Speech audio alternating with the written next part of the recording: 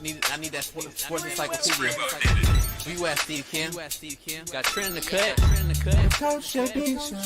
What are you? He's the best. Yeah. He's a master motivator. I'm a master motivator. I ain't no regular ass motivator. I'm a fucking master. Coaches tried to make practice so hard that the game was less intrusive.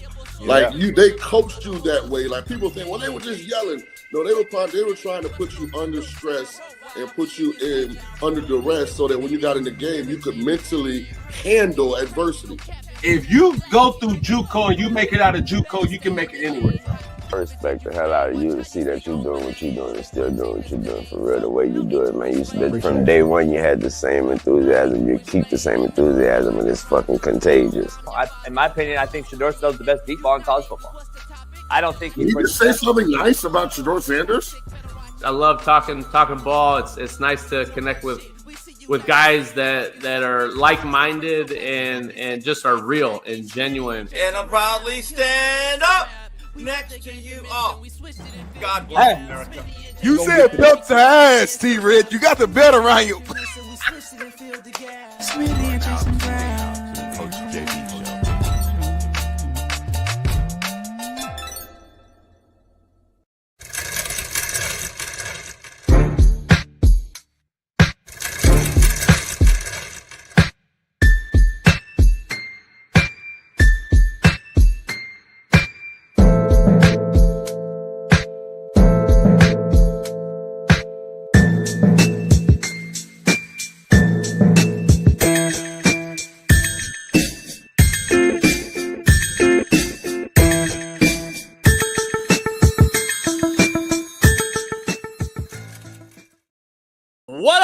What up? We are in the building. It is Work Boot Wednesday. Strap up your hard hats. Tie up your work boots.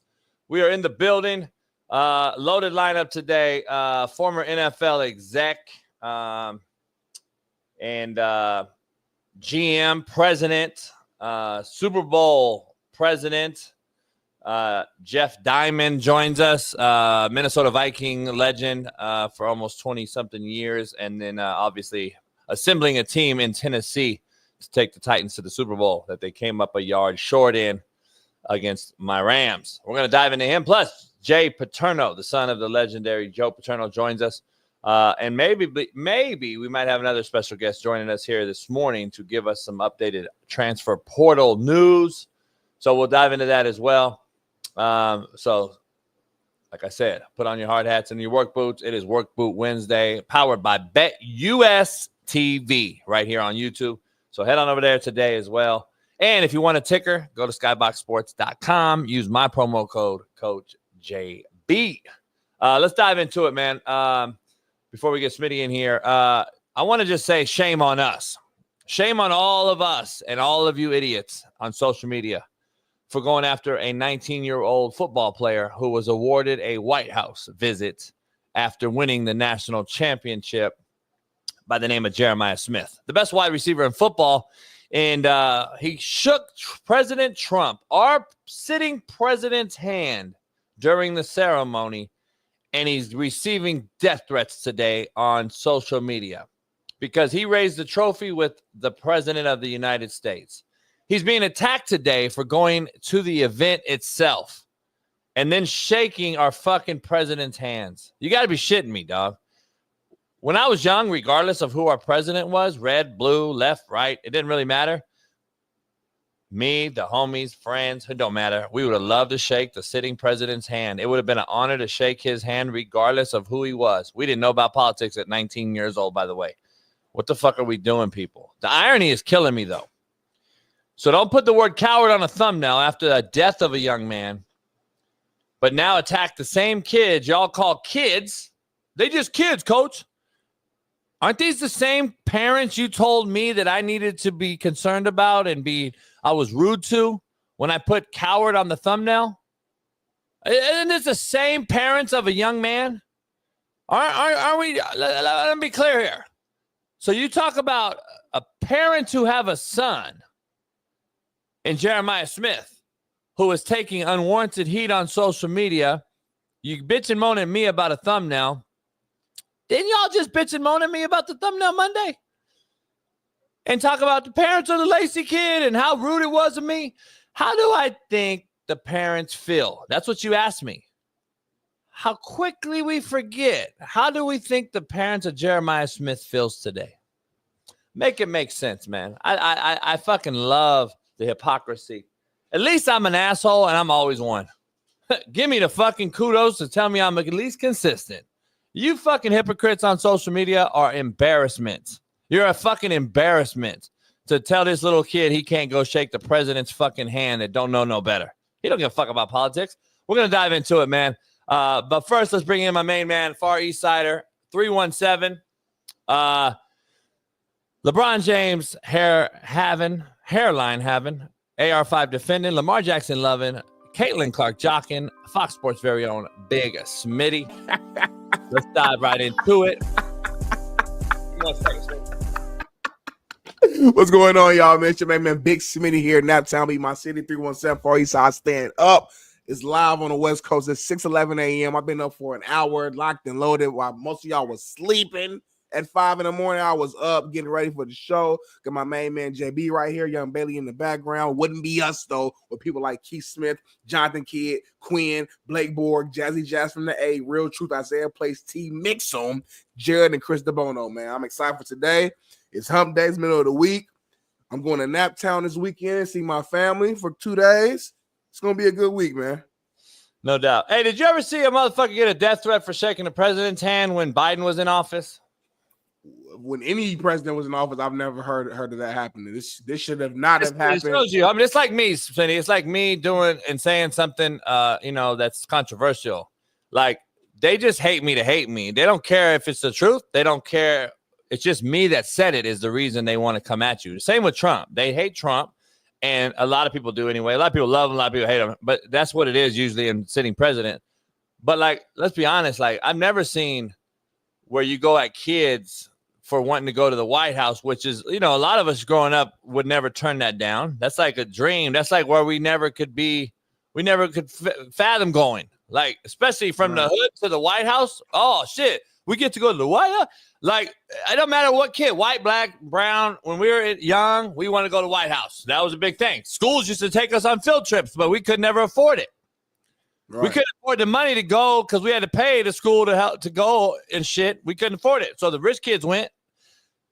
I don't know about this. Is crazy. Like, this kid he don't know what the fuck is going on. He's they won the national title. Are you giving Mookie Betts death threats today, or fucking Ohtani, or the Eagles? Probably so, though. It just Twitter's not a real place. Twitter got a lot of people who hide behind this avatar, hide behind the internet, and just say some wild shit. And some stuff it's real. People like real people who actually believe the stuff. Some people just trying to be trolls. And that's why I try to take things with a grain of salt, but it's a wrong thing. To your point, it's a kid literally going to the White House. When a team wins a championship, they go to the White House. Whether you like the president, you don't, whether you agree with him, if you don't, it's just a respect thing. And when you go back and watch the video, too, of the context, at the end of the day, Trump was shouting him out and then asks, where is the kid at? Where is Jeremiah Smith at? So what's he supposed to do? Just not come out there? He's not supposed to walk out when the president was literally saying, like, I heard that there was a player who's might be the best, one of the best ever, who happens to be a true freshman, Jeremiah Smith. Where is he at? He has to walk down there. What is he supposed to do? And then he shakes his hand out of respect. That means he was raised right. That's what you're supposed to do. Y'all would have liked him better if he just slapped Trump's hand down. Yeah. He wasn't supposed to go. Yeah, he wasn't supposed to show up. Apparently, too. If you look at these comments, his whole team looks like to be there. They are there. That's what I'm saying. Look at this shit, though. Yeah, y'all should have just declined it. Like the social media is not a real place in general. I don't give a fuck if it's Instagram, Facebook. Right. They're all the same. They're all trolls. They all fucking don't have a profile picture. Like, you made your video last night, and I shared it, and people were like, "Oh, I said, homie, this is my co-host. I'm going to share his thoughts. He had the right. He wasn't here on the show. I could be asshole and say, well, you didn't make the show. Fuck it. Don't even talk about it. Let's move on. But I wanted to give Smitty his take on the controversial thumbnail that rocked the internet for 2 days. And I said, hey, let Smitty take it. So I shared it. the comments on your section are completely different than the comments on my shit, right? Right. So Yeah. they're gonna defend you. They're your followers. We all have our own following. Like, but what blows my mind is on the comment section, some people I had to just block. I had no profile picture, a bunch of fucking nobody going at my daughter. I'm like, get the fuck. Oh yeah, right. Yeah. But anyway, stuff like that's all right, bro. Like, but I'm just saying though, like the shit that alarms me though, and this you could disagree or whatever, but like off of this whole thumbnail on Monday and put this dead horse to rest, like it blows my mind that we'll defend a person who took his own life over a person who got his life taken. That is what is alarming to me today on social media. Like, that is the number one thing that alarms me. And then you go and say, I'm a Bible believer or I'm a God-fearing guy or whatever, which I see all these people say. But in the Bible, I think it says you're a coward if you take your life. That's crazy irony. It literally says you're a coward if you take your own life and leave your others to fend for you. That shit's crazy, which this kid's parents have to do now. Now, you can talk about it's controversial. You can miss me with the moral compass of how you feel. I get it. I get we all have a heart. I get all that. But the bottom line is the cat took his own life and left his parents there. And I think the cowards, the adults in the room, have led this kid down these paths, or these kids down these paths. So I said that's what I mean, just to reiterate, so all the followers out here who are still up in arms about it, that's the last I'll say about it, just so I haven't addressed this chat that's going or in these comments that have been going at me all night long. It's just crazy. I really don't care, though. I really don't care. I'm just being honest. We're not ESPN. We're not a news-breaking organization. We are going to give you real thoughts and opinions and debates on Smitty and I, and we could debate it, disagree. We'll agree on some shit, disagree on some shit, and it is what it is. Our thumbnails may be kind of fucking outlandish. You know why? Because we want to spread the news. We want to spread our thoughts. That's all it is. That's all I'm saying. So we could both disagree at times. And usually Smitty wasn't here Monday, so I don't even know if I would have agreed. Smitty might have talked me out of the thumbnail, and we may not have agreed to it. I'm not like some fucking dictator where I'm like, nah, I'll give my opinion. Smitty gives his. Bailey will give his. We'll talk about the thumbnail in totality when it comes. If we think Monday happened to be a unique situation. Yeah. After what had happened over the weekend, and then Smitty don't come on Monday, and I'm like, well, fuck it, let's blow it up. And did I know that it would do this? No, I didn't know. But it is what it is. I mean, at the same time, like I see too many people doing it, and the hypocrisy is crazy. I see so many others doing shit like that, and then actually will tell you lie on their actual show. I'm not gonna spin it to where I'm gonna sit here and bash a kid or baby or lie about the thumbnail. I'll explain the thumbnail once it's on, which I did. So that's all I'm saying. Smitty, loaded show. Jeff Diamond, former NFL's exec, president, and GM, and Jay Paterno, the son of legendary Joe Paterno. And we may be having a special guest here talking about the NFL, talking about the transfer portal and all things in it, because the portal's open, Smitty. Ding, ding, ding. The transfer portal is open. And I see, what are we, 10 days away from the draft or whatever? Yeah. The college draft, the college transfer portal, and we'll call the NFL draft, is open. So that's kind of their draft, homie. I mean, I'm just being honest. These motherfuckers go in and basically redraft their roster 3 times a year. So you're already seeing Dakotas, your homie Dakotas. Who homie? Yours. He entered the portal. My homie. I don't know Dakotas. I know his name. I don't know him at all. It's your homie. Yeah, that's not my homie. I don't know. Shout out to the little homie. I hope he finds a.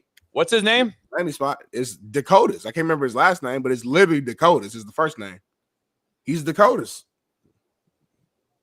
That's a hard name. I will say this though: if you're gonna name your kids these names, they must make it to the league. With some league. Like great point. Dakotas Crawford.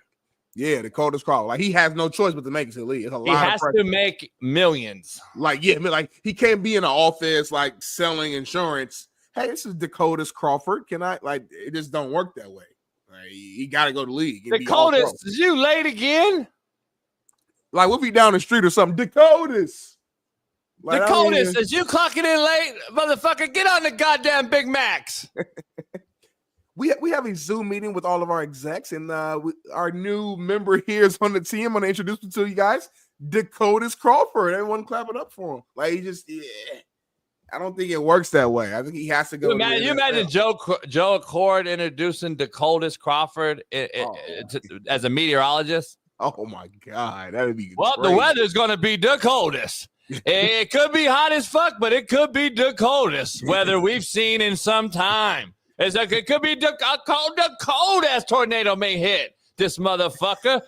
Like, just turn it into a BPS weather channel. Yeah, that might be a good back. Like, if the league don't work, I give ideas, homie. Weather channel, or worst case, he can start rapping probably. That's a cool rapper name, but I don't know if he can rap or not. So like, my point is, parents, you limit the options for your kids when you give them certain names like that. So. I don't know. Like, I know there's a kid in the he's a grown man now. There's a corner in the league named Kool-Aid, but Kool-Aid is his nickname now. I think his real name is something else, but he just goes by Kool-Aid. So at least that's a little different. Hey, Aaron McCorkle, shout out to Aaron, man. If you guys need to buy a house or get some property, hit up Aaron McCorkle on Twitter. He'll help you out. AC Company, good idea too. Dakotas Air Conditioning and Heating. Yeah, he should have been did that. Like, he should start that now.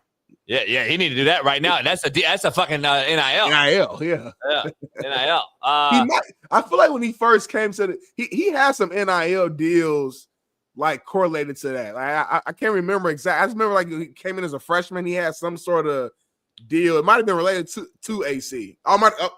Bailey just said that in the comments. I swear to God, I didn't see it. He said, he has an NIL deal for an AC company.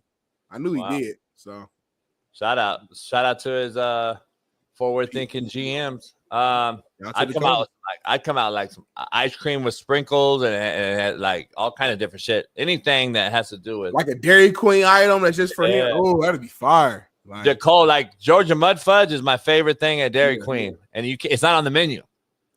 Oh, it's on the secret menu. I just asked for a Georgia Mud Fudge. It used to be on the menu years ago. I used to take my daughter when she was a little kid in Kansas because that's all Kansas has is Dairy Queen. That's all they have. Midwest, it's the Midwest thing for sure. Yeah, so it's all Kansas has though. Indiana and then but it can. That's all Kansas has. But Indiana got it too, though. There it is, right here, homie. Metro are on the rise, and now we're getting live reports of a polar bear on the loose. There he is now. Now we're trying to keep a safe distance because we know polar bears are very dangerous. Well, he seemingly has found a place to cool off here. Never mind, he hasn't. He's heading towards the house. We're gonna see if we can find this guy somewhere cold. Ma'am, is it cold enough for a polar bear in here? Yes, we use SOS. Come on in. SOS to the rescue! SOS to the Nebraska defensive lineman Nash Hutmaker here. People know me as the polar bear, and when I want to stay cool, I call SOS. Their techs don't make commissions, so they give you an honest opinion, fair pricing, and longer warranties than the competition, guaranteed. Mention the polar bear and get a free 10-year labor warranty on New York equipment. The best warranty we have.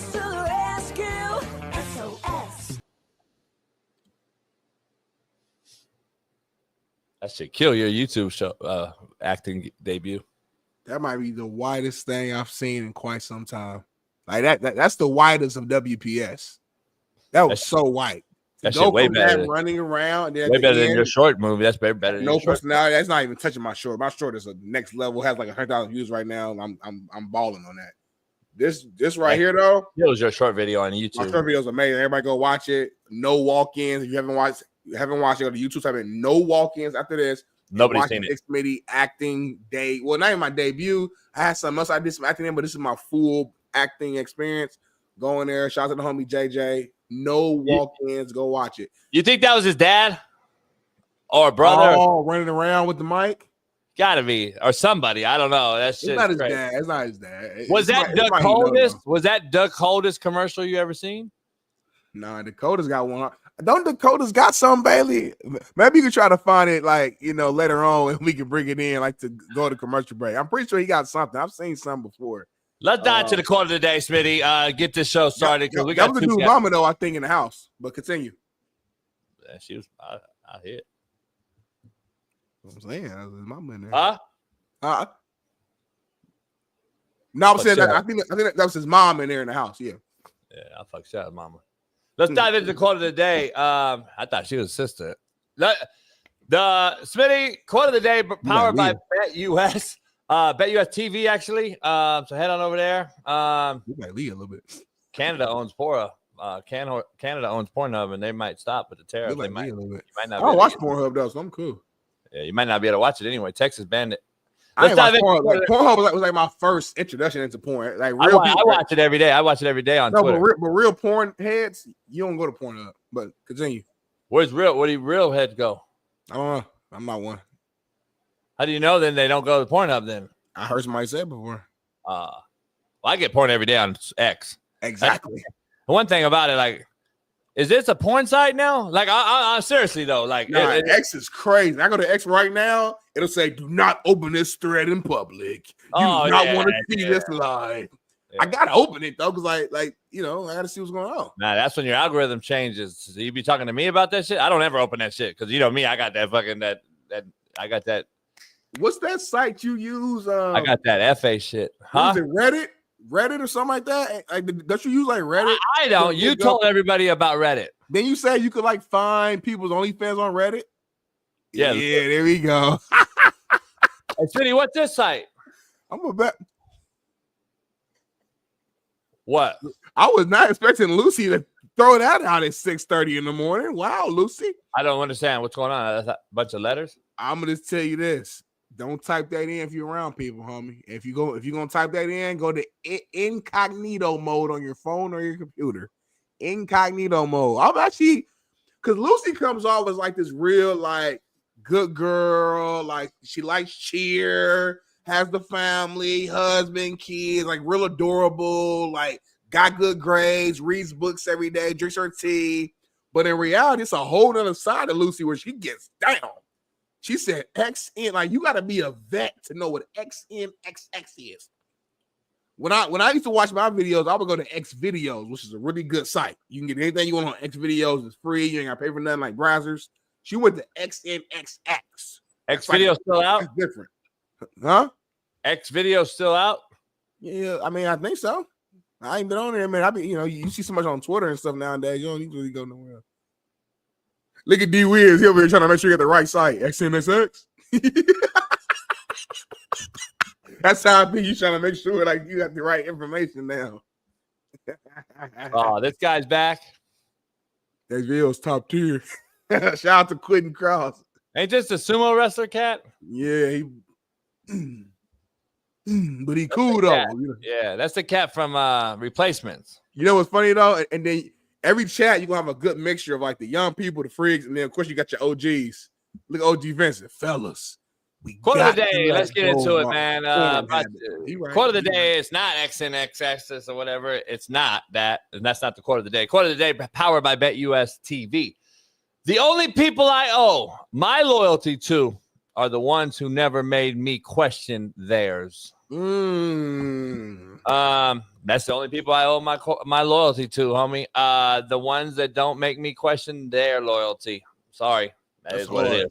That's one of them cigar smoking conversations. That's like if you were sitting with the homies smoking a cigar, you would say that quote like just during conversation. I like that. I wouldn't rank it, but it's just something good to know. Yeah, it's top 10. Contrary to belief, brought to you by BetUS TV. Smitty, this one right here may hit home because I don't know. It hits me because that's why I use it. Because I don't think a lot of people think about it, but they weren't sorry when no one knew. Remember that. Contrary to belief, they weren't sorry when no one knew. How many people have you ran across, Smitty, that weren't sorry until fucking you found out? You found out that I know about it. You found out. You found out. Oh, you didn't get it. Oh, it took you 20 minutes to get that? Yeah. Okay. I see that. I see that. You read it now that you get it. Okay. Pull it back up, Bailey. There you go. They weren't sorry when no one knew. Remember that. Because you gotta think about it, like we all know what's right and what's wrong. but we make decisions. Life is about making daily decisions after daily decision. And a lot of y'all in the chat will make a messed up decision, not care about it. But when me and JB finds out and we point it out, now you want to come out here and say, oh, I'm sorry. I didn't mean to do. Nah, man. Stand on it, homie. Stand on it, homie. The chef said, hey, quote of the day was better than contrary to beliefs today. Hey, I think a lot of you are slow, even like Smitty. That was Smitty's like slow. Smitty's usually like quick on getting it. He didn't get it until I explained. Like he didn't get it. I had to trigger him. Like half sleep. I was half sleep today a little bit. Been a long week. Keith Smith, your titties are bottom half of your body, motherfucker. So let's dive into poll questions. I gotta start the poll question off with how kind of led the show off with. And I just wanted to get a real quick banter. Should politics and sports be associated with one another? That is the poll question. And for two guys that don't do too much in politics, as far as their daily routines, I just wanted to give you guys a little banter on two different mindsets. I'm sure a lot of people in here will say 100% no and all that. I got interesting take, but go ahead, Smitty. Go ahead and give us your take. Should sports and politics be associated with one another or together? Associated is a very important word. I would say in certain cases, yes. I think there's certain situations and scenarios where sports will just intersect. And the thing about sports that we've always talked about is that sports plays a huge role in society, and especially us here in America, in terms of just it teaches so many life lessons. It teaches so many things that, I think can actually improve us as young men and young women, whether it's conversations around race relations and, how to react into certain scenarios and certain situations, etc. And JB always talks about how in a locker room, somebody might be far right, you might have somebody far left, you might have somebody who's black, white, Mexican. It didn't matter because we all were coming together for a common cause. I think that message and that the essence of that is something that's correlated to like the real world and how we go and dive into politics and things of that nature. So I think in a weird way there's a correlation directly with that. But then on the flip side, there's also just actual real world things that happens that you gotta just intersect. Like obviously the Kaepernick situation. Once he took that knee or whatever, regardless of how you felt about it, that was an automatic entryway into bringing in like politics and race and all that and bringing it together. So I think there's certain scenarios and situations where they just automatically are going to intersect and you can't avoid it if you're a talking figure or analyst or, etc. But I don't think you need to force it into every conversation. And I think that's where people get kind of tired of it, because there's certain cases where you're trying to watch, ESPN or whatever the case may be, and it feels like it's just being forced. It's like, damn, like I turned this channel on to listen about Steph Curry and dropping 12 threes last night, or so-and-so throwing X amount of touchdowns. I don't really want to hear about, this race conversation, or I want to hear about, the politics or whatever the case may be, right? So it's a good question. It's tricky. I just think it's kind of case by case, but I do think they will always be associated in some way. Great segue I have for this topic is the UK Supreme Court just ruled that the law defines women as people born biologically female. So it's a huge win for women. It's a huge win for men and women, and the sanity in the UK and the West. Now every country needs to get on board and do this. And the reason I brought this up is, first of all, why does it take the Supreme Court to define that? Number one, that's the first thing. See, this is what I tell you all the time, homie. When you raise the gas price and you lower it back down, everyone thinks we're winning again. No, we're not. We're still down. It's still $4.50. Used to be $2, homie. I'm not stupid, but we get trained. So we're numb to he, they, she, them, they, or whatever the fuck. All of a sudden, I don't understand when this thing got started. I don't know why a fucking Supreme Court has to address it and tell us now that if you have a dick, you're a man. I didn't know that the courthouse had to tell me that, Smitty. Like, I don't understand. This is, though, politics and sports, because why? We have a big, huge issue here when we have two men playing in a women's final in pool. Right. How the fuck does that happen? 2 men in the women's final in pool. Like, what? So that's why sports and politics will always be synonymous, in my opinion. I don't know. That's what I do. I do produce it on the side. No, when you good, I tell you when you good, and when you bad, I tell you when you bad. But it's always love. Let's dive into the show. Let's dive into the show. I don't want to. You're the narrator. You're narrating. I thought you was narrating the whole thing. Did you know that the broads they by the way, broad. right. The term broad, me and Pat Perez were talking last night. Yeah, that's a crazy term, low key. Broad saves me though a little bit. Like they do, because you would say it's another like a term. backhanded slap in the face to women, but then it's not bitch, so it's like it's not as worse as it could be. So we let you have it. That's why I never say nothing, because like broad is kind of like, damn, like broad. It saves me though. It saves me. It's my gray area word, homie. But I don't say nothing to Cook. I'm like, listen, hey, that's the best we're gonna get. So I'd rather them say broad than gang. Like hey, he's over here, I'll be like, this fucking broad, and then it's not like bitch, shut up, but it's like fucking sit down. You know what I mean? Like it's broad. Like it sounds crazy. Every time you say it, I chuckle a little bit. But go ahead. This broad what? What you gonna say? You forgot? Did you see the broads that went up into space? Apparently, allegedly. I was a few, but yeah, but it wasn't just women. It was Jeff Bezos was on that thing. Katy Perry, Gail King. Now is it true? The rumor was it AI or was like I heard that the bitch.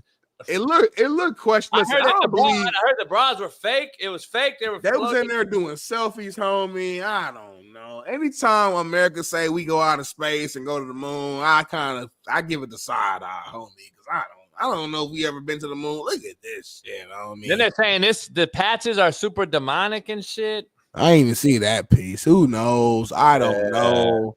It's one of those things where every time we say we go out of space or the moon, bro, I don't know. I haven't seen it for real. I don't know.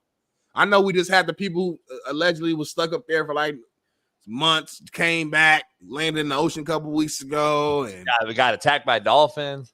How the hell we land on the moon like in the 60s or whatever? But we got all this technology now with Elon, and we can't even make it out of space. Every time this rocket go up, it blow up.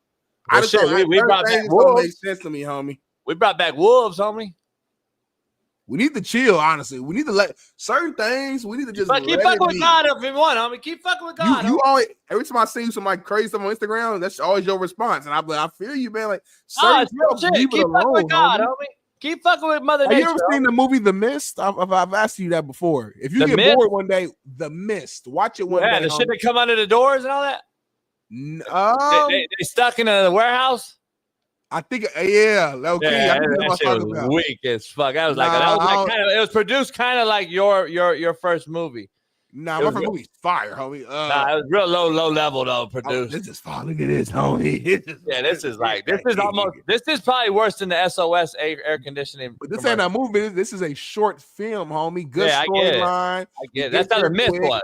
The Mist was like a short film. Everybody who watches this is like, I don't think you've seen The Mist. I think we're talking about something else. Because The Mist I'm talking about is literally this big ass fog that takes over the entire city. That's it. But what comes from behind it is this fucking species we've never seen before that's killing motherfuckers because these scientists open up a portal fucking around with shit they should have been fucking around with, and they unleash some shit. I don't want to know if aliens are real or not. I don't even want to know. I don't want to know what's going on. Leave stuff alone, homie. Why you want to know? And that's white people shit. Y'all want to figure out some shit. Y'all want to know if there's aliens on Mars and shit. Y'all want to see if we can live on another planet. For what, homie? Be thankful and grateful that we here on this planet Earth and we got air and water to drink and we got food to eat, and be thankful. White people always want to go try to figure some shit out, and then y'all fuck some shit up and then want to be confused and mad about it. Y'all ruin everything. Y'all want to fuck everything up though. Who? You'll take our shit we make and then fuck it all up. No, we make the shit, homie. Then y'all take us and then steal it from us. Y'all, white people steal, homie. Y'all stole America. But anyway, white collar crime, homie. Let's keep this shit flowing, homie. Y'all been stunning from the beginning of time, homie. White collar criminals, homie. Y'all from Europe. Y'all from Europe. You from Europe, homie. You ain't even from here. I need to get You that from white Europe, privilege. homie.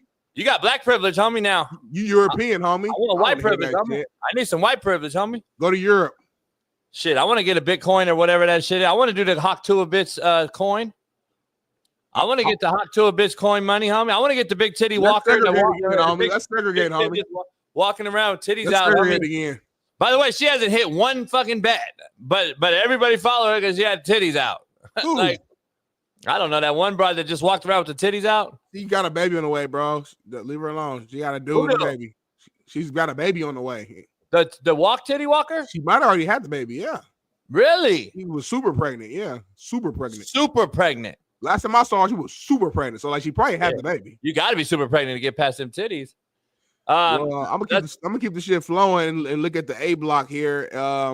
Wait, hold on. So did we come to the determination that the girls were in space or no? I mean, allegedly, yeah. That's it. Let's be real. You believe in God? Hold on, bro. This is big money. No, it's 99 cents. Oh, $99. It came in red. It came in red, and we know Eddie ain't gonna do nothing over $1 on me. So let me ask something. Whales are washing up in Long Beach and all over by the yacht right now. Dead whales, unfortunately. There's a lot all over the place. They're burying them on the sand. That's what they do now. They don't blow them up anymore. They used to blow them up in the 70s. Now they bury them under the sand, and then they let the crabs and worms and everything just eat them. That's disgusting. But yeah, that's how life works. Hey, Leah. Hey, Leah, hit me up later. It's called the ecosystem, and that's how it does it. So, but anyway, spell it. This bloom, remember I hipped y'all to bloom algae, not blue, right? Yeah. Leah, hit me up, Leah. He said, hey, we hit me up, Leah. And so I don't think people realize, like, you got a new picture again? Leah, I'm sorry. Keep going. You too. Anyway, but let's dive into the show, Smitty. Go ahead. Tweet me, Leah. Got distracted. So Tennessee QB, former Tennessee QB Nico has entered the transfer portal, and with a do not contact tag, multiple schools are reportedly waiting to see if Tennessee transfer. Nico's NIL demands will drop in the coming days. There's multiple programs who are ready to become contenders if he's open to a deal closer to the $1 million range. Did Nico mess this up for himself? Like, did he? Because it sounds like he went from a guarantee, 2.4 at Tennessee, in which they agreed upon. Now it's looking like he won't even get maybe a milli. I mean, to me, it sounds like whoever's in his camp, unfortunately, I'm not even trying to talk bad about it. I just think that they messed up. They were being greedy, his camp, trying to get more, when in reality, yes, they had a good season last year as a team. He was solid as a quarterback, but I think if you look yourself in the mirror and just keep it real, I don't think he believes, like, all right, I deserve to get more. You know what's crazy, homie? Like, everyone comes at me because Nico's my homeboy, his pop's my homeboy, and everyone's like, oh, JB won't talk about him. But so let me throw it back at everyone out there that says I won't talk about his daddy. Let me ask you guys. That's his homie though, y'all. Like, real quick though, like, come on, y'all. Like, it don't make sense. But I'm still gonna be real about the situation. Yeah. Like, the bottom line is Dion a daddy? Yeah, he's a daddy. Okay, cool. Because I see the same cats like D Jones and everybody coming at me that I'm not being real about Nico. But then when I go at Dion, they say I'm a hater, and then they defend Nico in this chat. They defend Dion as a daddy first on this show every single day, don't they? Yeah. It's very funny how that works. It's ironic. You defend Dion as the daddy, and you don't even know Dion. I know Dion more than anybody in this fucking chat, and they defend Dion over knowing him. But when I defend a homie, and I'm not even defending him, I'm just saying the side that I know about the story, I'm a fucking fanboy now. Yeah. That shit makes they're just mad. The reason why it's happening though is because you're known as somebody who goes hard at every topic. Obviously, you and I go hard. Go hard. They're acting like, but it's your home. It don't make sense for you to go hard. But still though, I'm gonna go hard. But you know what I'm saying? Like, we have some sort of some definitive like News has come out if we go hard, though. Something's happened that's actual facts that's happened. Now, we can come up with an opinion about those facts and give you our take, which turns into content. Mm-hmm. But at the end of the day, there's some sort of factual evidence that we have to go at that. I don't know. Does anyone in here, can you please raise your hand and tell me that you for surely know Nico's dad is behind it? I haven't found that out. I haven't, or I would say it. Now, has anyone came up with the fact that it's Nico himself? Is it his agent? Is it a marketer? Does anyone know shit? We're out here speculating that he's losing money, that he made this amount of money, that he made this amount of money. Nobody fucking knows, homie. So, but I'm being soft around this topic. Well, first of all, I would like to know the truth first before I give you an opinion. That's all I'm saying. And it is my homeboy. So I don't know anyone in here. Unless you throw your homies under the bus. Right. It don't make sense. Then you're a bitch. Then go ahead and let everybody know. Homie, tell everybody out there that you're going to be the thing about it is, homie, I'm not ESPN paid to give you some hard take. I give you opinions on what I believe. So does Smitty. Like, I don't know. See, snitches get ditches where I'm from, and Nico and I, and Nick and I, and everybody in that family and I know each other. And I don't understand. I just don't. I wasn't raised that way. I don't know. It is what it is. It's like if God forbid, if some negative happened with my homie Sheldon, I'm not gonna come on. I'm telling y'all now, I'm not gonna come on here and dog my brother on the show. Like, that don't make sense. You know, it just don't. I'll do it. And then I'll go at JB. See what I'm saying, though? Smitty can talk what he wants about Nick and the whole situation. That's why we have that's why we're co-hosts. Yeah. And I still ain't disrespect him though, which that's not even my MO anyway. But I'm saying, like, even me knowing that JB's homie, I'm still not gonna I'm not gonna go. This kid dumb as hell. Like, you know what I'm saying? I'm not gonna. I wouldn't do that. Like, you know what I'm saying? So I'm just saying, just from like Sheldon Saw for demanding a trade. Yeah, I'm not gonna do that. But I mean, 10,000 foot view. I just think whoever's in this corner, whoever's doing this managing, to me, did a poor job in this situation. Well, contrary to belief, Kyle, I believe I've had those conversations, and I think I said it on the show the other day that I told Nick and Nico that they didn't play well, and I said you need to fucking have a good season, which I've already told them because I speak to those guys like homies and father figures when I coached the kids since he was a little kid.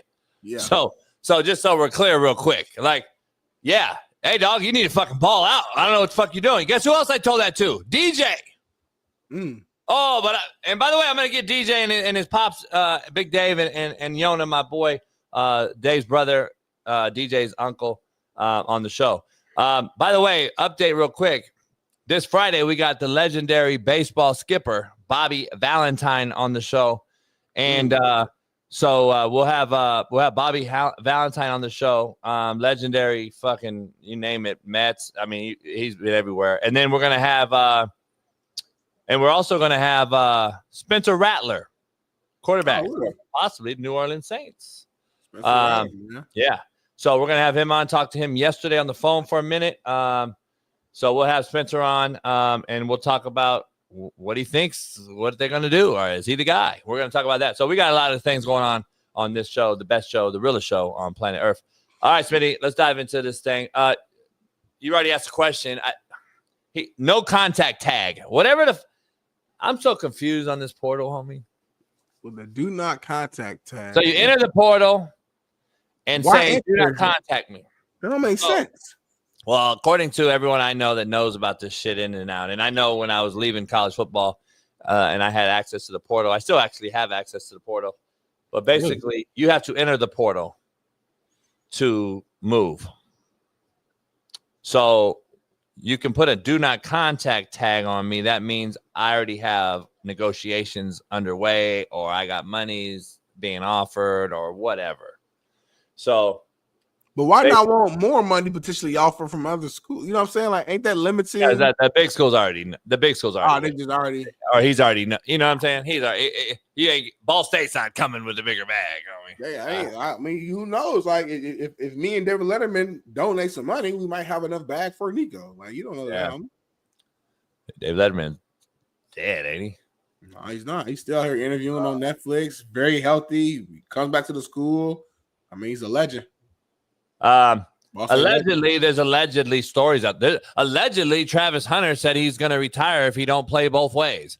Allegedly, they tell me that fucking Nico told Tulane, and Tulane told Nico that we're not going to fuck with you. Like, come on, homie. Until we know the truth, guess what? Tomorrow's thumbnail might be fucking Travis Hunter retires. Fuck, I don't know. Fucking get your ass in here, homie. Guess what? We'll talk about it once we get the fucking show going. Like, fucking miss me, homie, with this bullshit. The bottom line is, what are you looking at? Nah, I'm laughing at you. I'm not reading that. I'm just like, yeah. Did you read this? You be spaz, it'd be funny. You be like, I'm reading. I'm just reading it right now. You said fucking thumbnail might be. Like, I didn't see it. I didn't see this though. Oh, this poster right here in front of us. Yeah. What Travis Hunter would say if an NFL team made him choose corner or receiver, it's never playing football again because I've been doing it my whole life and I love being on the football field. I feel like I can dominate on each side of the ball, so I really enjoy doing it. So we're saying that this is BS, or is that a real thing, Bailey? I mean, I've seen reports that like people. Like, is this a real quote? I mean, it's from Ari. I would say Ari's legit, right? Okay, yeah. So yeah. Well, there's a lot of reports out. I saw a shitload yesterday about this right here. This is legit, though, I think. It looks like this is legit. See, I don't know if it's factual or not, so I'm not going to make a judgment on it, just like I wouldn't do it. Or it's the fake. I can't. It's hard to tell. Twitter, so it's hard. Yeah, I don't know. I don't know. Yeah, look it up. We do research throughout the show before we like really go in on it. But he'd be a stone cold fool to do that, though. Come on now. He probably just making if this is real, he's just saying that to like make sure the team that drafts him gives him a chance to do it. You know, it's kind of like, you know, Dion when he got drafted, he said if so-and-so would have drafted me, they would have to give me so much money, they had to put me on layaway. Like people they're trying to use their leverage, whatever leverage that may be, if that is true. Yeah. We'll see. That man playing football, homie. Where you at with Nico? Where do you think he ends up? What do you think is going on? You think it's his daddy pushing him out? Here's what I know about Nico. Listen, he was at Warren High School here in Downey, California. He was there and he transferred to Long Beach Poly. He was there a few weeks and he transferred back to Warren to finish his career. So was there telltale signs that this was already about to be another Malik situation? My Malik, I'm saying. Yeah. You know, Malik went to 4 high schools in 4 years. Then he went to Florida State. Then he was kicked out. I got him at Indy, and then he goes to Nevada and gets kicked out of Nevada. And then he goes to fucking arena football. And then, you know what I mean? Like, is this a telltale sign? Was this a telltale sign? Was this a Malik Henry scenario? Then he was in pajamas and 7 on, and everyone's correlating that. Like, I have no idea, homie. I don't know. I don't live with him because his daddy played with me in college 25, 30 years ago. Doesn't mean I know everything that those people talk about. Right. God damn. But once I'm your homie, I'm your homie. Unless you backstab me or do something dirty to me. I don't know. Like, I don't know I don't know if Nick, by the way, just so we get a little clarity on what's going on here. A little fun fact that maybe many of you won't know. Nick, the dad, was an actor early on after college. He always loved doing it. He was cool with the ladies, always big smile, tall, long cat. Oh. Fucking, you know, poly, long hair at the time, you know, bitches liked them. He was an actor, homie. He was in movies with Bernie Mac and Ashton Kutcher. Go look it up. Guess who? Guess who? Yes. You lying, homie. You know what it is, huh? I gotta go back and lie, homie. I ain't seen that in 15 years, homie. So guess who? Nick's first movie. Nick was the poly at the end, the tall, long cat at the end with the sister, the sister that married Ashton Kutcher's sister. Remember at the wedding? Yeah. And Bernie's like, motherfucker, don't, like looking at him and shit. I'm trying to find a. It's the very, very last scene. I know. I'm trying to find a picture real quick. Bailey can find it. Well, anyway, let me give you a little bit of insight. Then he started doing other things, commercials and other things. And then he was, big in Long Beach and used to be around a lot of Snoop Dogg and a lot of people, different things. You don't think he has access to agents and the business? Do you not know? Smitty did short films. Do you think he didn't gain access to somebody that knew somebody? Nick was in an actual real Hollywood film. Oh, actually, he was in a few. So, just giving you insight. I just want to give you guys some background. Like you don't think the motherfucker knows, Smitty, about, being young in that profession?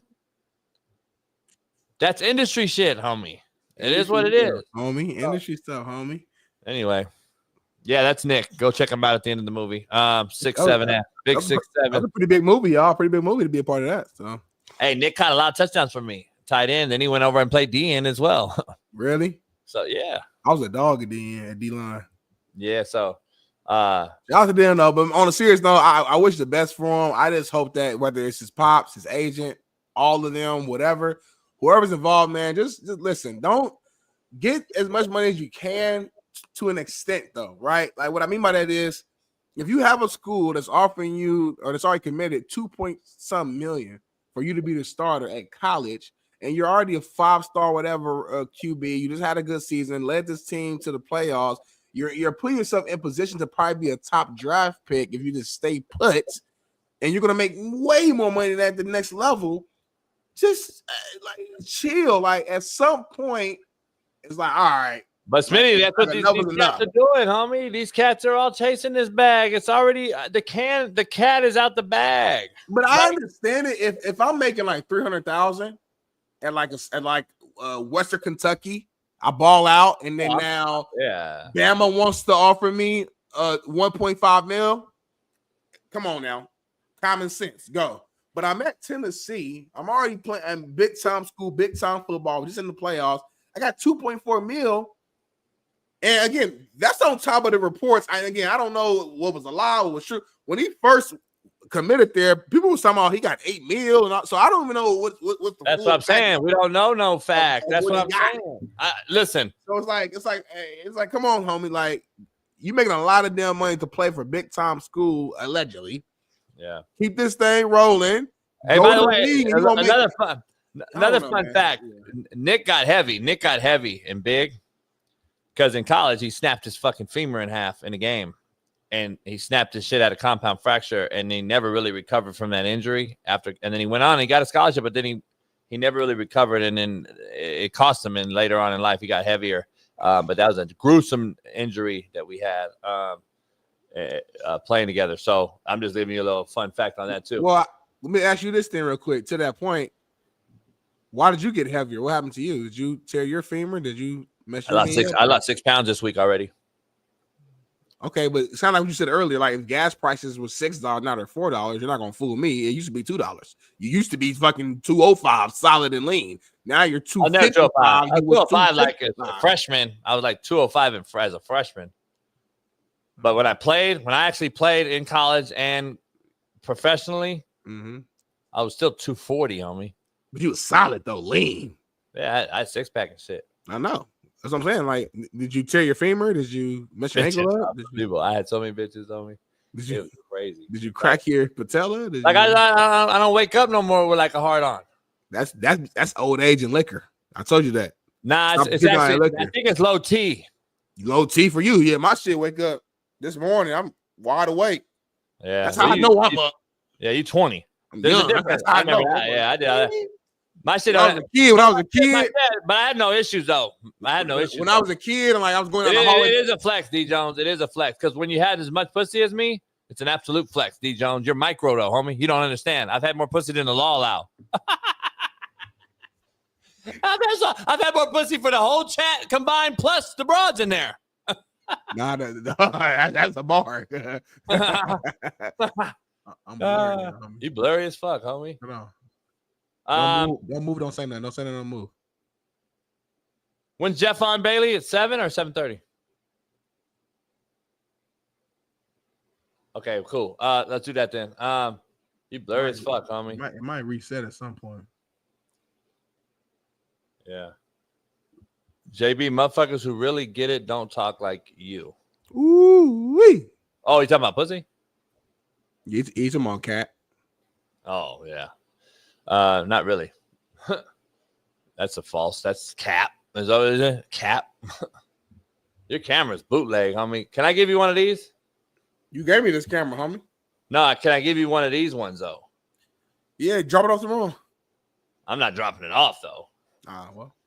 That's crazy, though. Like, because I got this hook up. Anyway, so I took my mom some expensive Gucci and Prada purses yesterday, and then I gave AE one. I got to hook up on some legitimate, real deal. You got AE one. See, that's what I be trying to say, man. You be swearing. Well, I mean, she gonna give me head, homie. I think I could give something. I'm not against it. I'm just saying. Why not? I give. I'm just saying. I'll give your girl one. You talk all. You don't give my girl shit. You talk all that hard stuff. I'll give your girl one, homie. You don't give my girl nothing. So that's basically like yo. That's your girl now, homie. That's your girlfriend. No, that's not basically what it means. Basically at all. Why you getting offended? Like being a good dude, I give your girl a bag. I give my girl a bag. I give Marcellus a bag. About me getting the girl the bag and I buy it from you and I do it. I'm a DM her. I'm a DM her and tell her I'm gonna give her a bag. You not gonna do that. I'm gonna DM you, motherfucker. I'm gonna DM you, motherfucker. What you talking about? I heard you DM. I heard you DM looking for something. Whoa. Huh? No, I mean, it's not bad, but if it was bad, I'd have checked. I thought it'd be a friend. Yeah, me too. I'd have thought something out of that bad. But I'm gonna hit the girl. I'm gonna give her a purse, homie. You You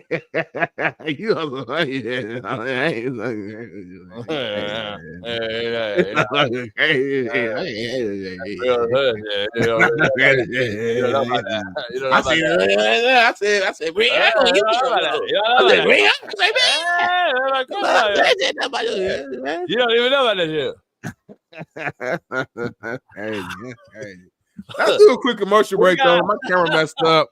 Oh, there we go. Yeah, my camera go. Yeah, cleared up. Cause I hit the button, homie. I'm gonna move my car real quick, and then we got I think Jeff. I'm gonna give you one of these cameras, though. Real shit. All right, cool. Bet. One of the real deal, real deal ones. Have our computer guy to drop it off to me. Who? Enoch? Enoch, yeah. How'd you get his name? Yeah, he in Seattle. He in Bailey's old hood. Really? Yeah, he on the Columbia River right now. Like literally on the river. Yeah, he's staying right on the river. He's there for like 2 months working. He said, pull up, pull the yacht up here. I'm like, yeah, no shit. But Columbia River is unbelievable. I caught some steelhead in there. Fuck, they got huge steelhead in there. They get huge catfish, salmon, big time trout. Columbia River is unbelievably gorgeous up there. Smitty, you never been there? It's white area. Yeah, I don't want to go there. White area. It's really green. The brothers up there like appreciate like the earth and the world and shit. They love it. Okay. You want like bums on Hollywood Boulevard. Like you want the city shit. Like I like that shit. That's what I grew up in. I grew up in that though. I've had enough of it now. It's time to probably go away. I might have to go like be white. Like get on the farm or something. Not a farm. I slowly see. I mean, last year you was with Paparazzi at a fucking rodeo or some shit. So I was like, yeah, we went to a rodeo. I never been. I've been in Kansas. I took all my players. They love all the hood brothers I had on my team. Love that shit. No, listen. Real shit. They got on the Bulls, homie. I know. They was. You know how it is. You guys the win. thing about black people, we gonna make whatever situation work. We gonna make it fun. We gonna that don't mean they wouldn't go by themselves. Nah, but that's like you going to the water, homie. You're not gonna get on jet ski and fucking hit it. They're not gonna if they're gonna stand off. They're gonna be like, nah, I'm not getting on no bull. Cats was getting on the bull. I didn't get my ass on that bull. They just having fun, I'm not getting on that bull. I'm not getting on the bull, homie. I'm not doing that white shit and getting on the bull. You actually should though. It would go viral. Nah, hell no. I never got. Oh, if we did film and put that as the thumbnail, homie. You gotta put like fucking like balancer beams on the side or something like where the bull can't. It's soft, homie. It's soft. Now put that as a thumbnail, homie. What's soft? The landings. It's a cushion. It's like a little trampoline. You just fall into it. Poll question: broads on bikes. B.O.B. A bitch pull up next to you on a freeway on a bike and it's a female, sexy or not? Is she bad as hell or? Yeah, I mean, well, it ain't. I'm not gonna look at some big fat wobble body Keith rolls up. I'm talking about fucking a sexy bitch, tats, maybe, ass crack showing with ass. She's sitting on that chair like on the bar stool. She got a piercing in her low spine. You know what I'm saying? On the bar stool, but that's how she sits on the bike. Yeah. Because they lean forward. They lean forward on the bike. So that's first thing that come to my mind. Yeah, that's sexy. Leah. But I'm just saying, like, huh? What's up? Who Let's take a break, man. We'll be back in about 3 minutes. I'll be back on the other side. TikTok.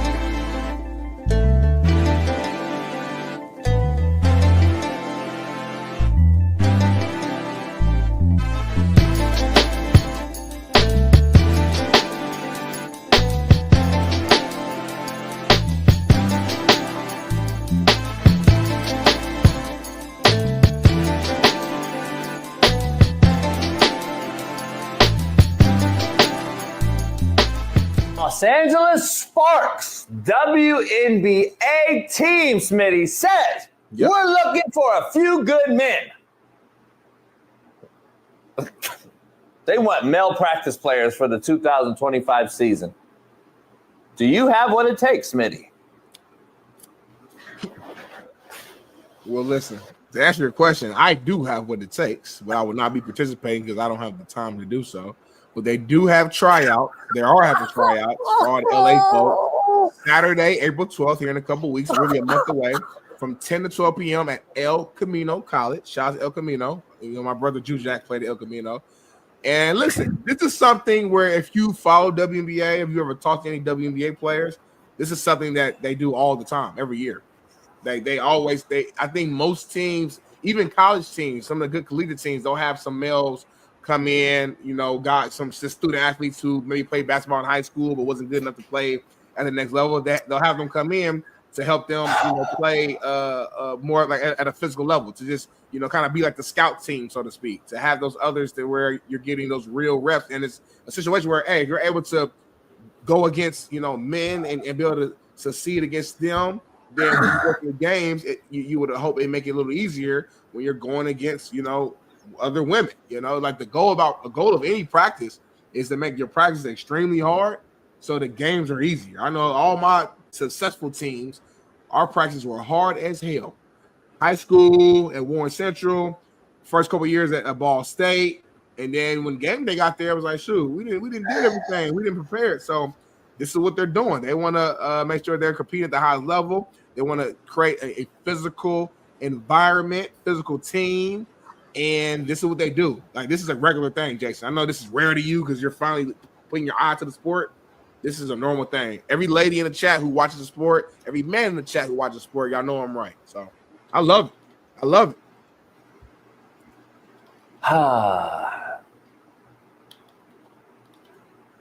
Smitty.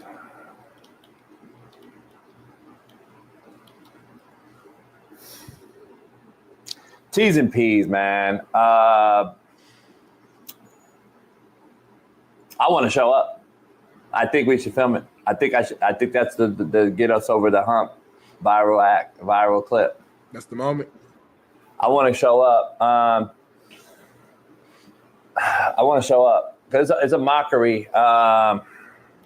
April 12th, homie, show up 10 to 12.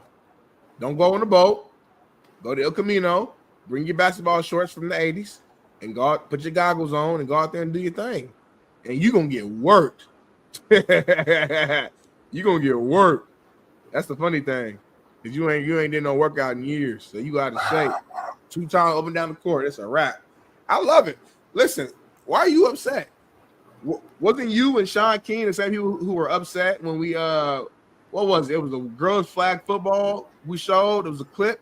And they had women also doing the sideline reporting. And Shaun stated that he thinks it's not fair that they don't have any men doing the sideline reporting for the women's sport because they have women do sideline reporting for the men's sport.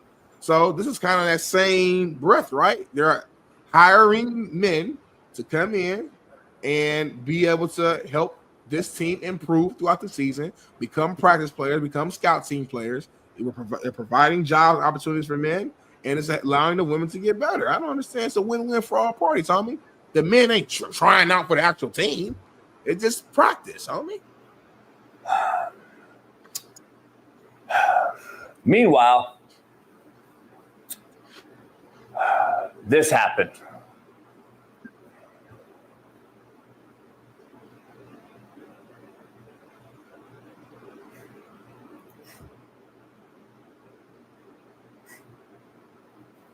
That's Sabrina, homie. Yeah, Sabrina Ionescu. She got fouled, and yeah. Fouled? There's nothing here.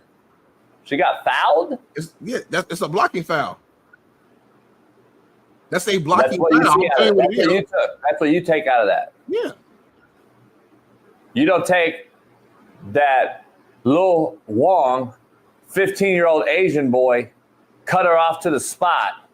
No. And literally got in front of her 3 different occasions, moved his feet 3 times and cut her off. And we want fucking Reese to get paid millions of dollars? This clip showed nothing. Yeah, it does, homie. No, You don't know basketball.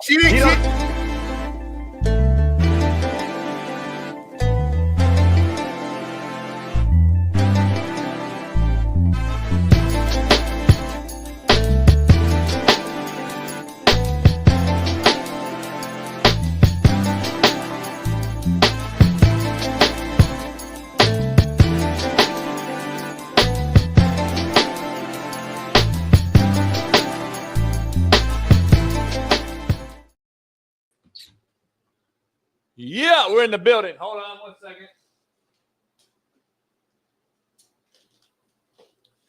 We are back. Pound that like, subscribe, become a member if you're not one. Let me see here. Shout out. I would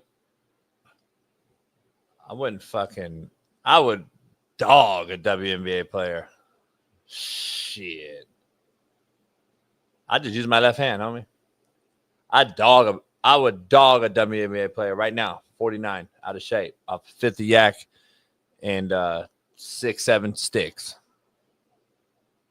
Can anybody in here right now type in the WNBA's top 10 draft picks from the other day? Go right now. Type them in. Top 10. Can anyone in here name me all the WNBA teams?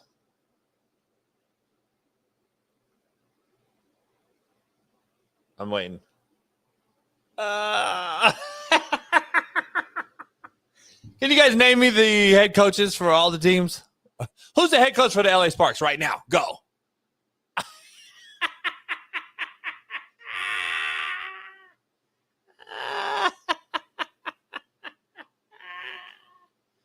It's a fucking mockery, homie. It's comical, really. It's fucking comedy. We support WNBA, but nobody knows any other fucking players other than Caitlin Clark. That's fucking great support.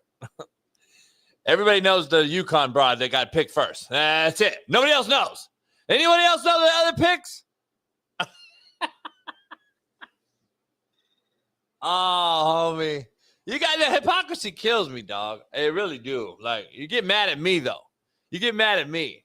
Like, it's fucking hilarious, man. I'll be honest. It's fucking hilarious. Let's see. Who's this?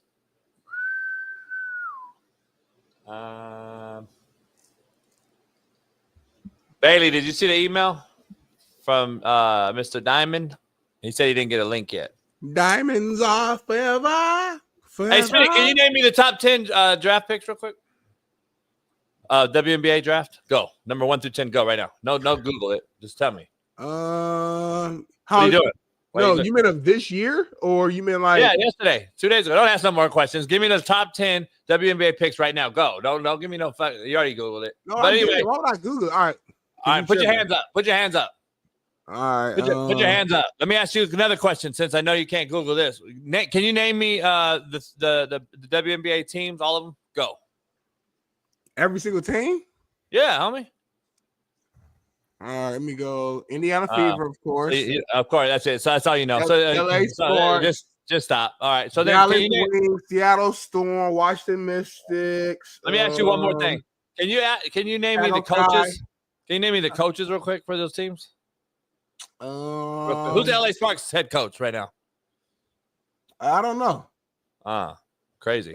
They switched their coaches like around like a lot last year. Yeah, I know. It ain't Derek Fisher. It ain't Michael Cooper. So don't keep looking, homie.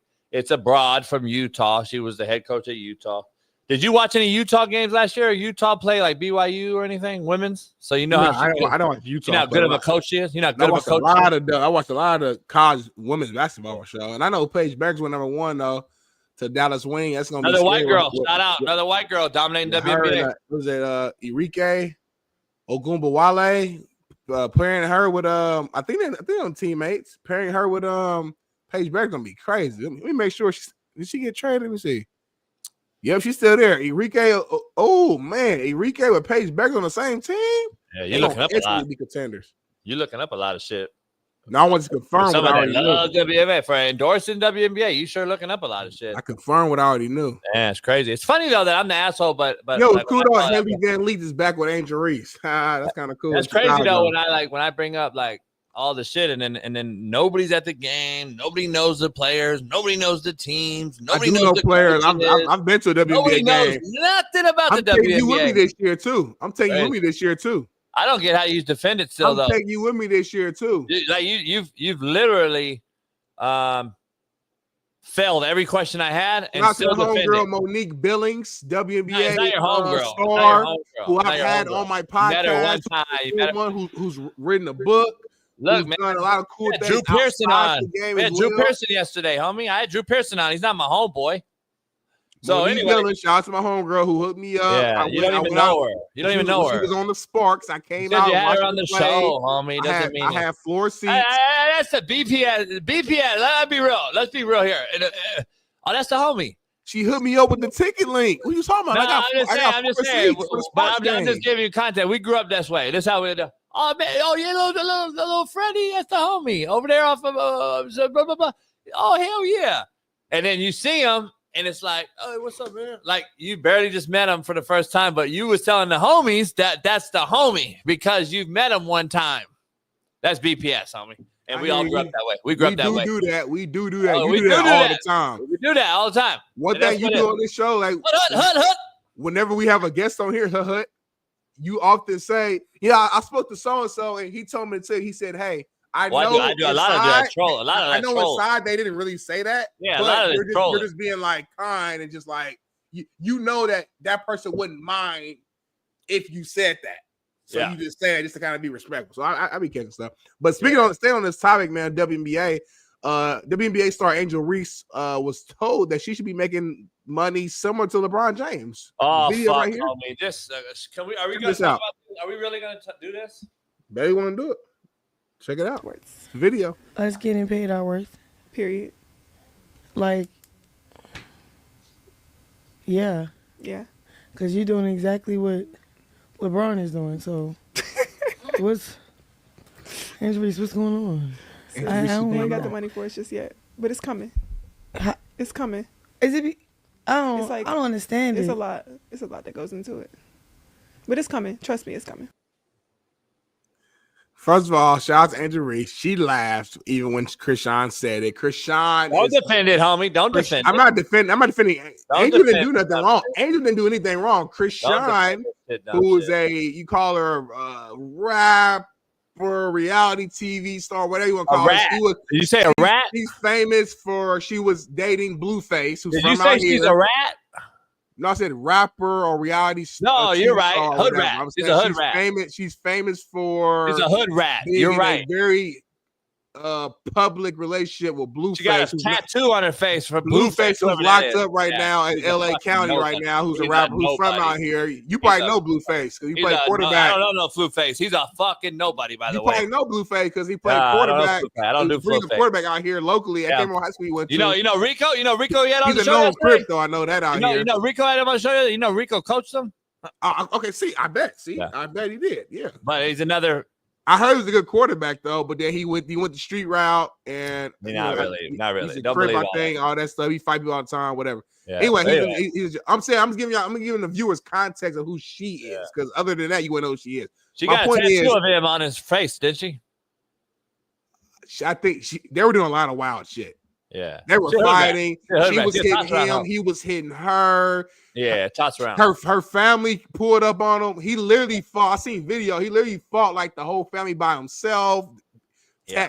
Beat the daddy up. Beat somebody else. I'm not like there's a lot of shit going on. They had a very public hood ghetto bad relationship. So that's who she is. My point is though.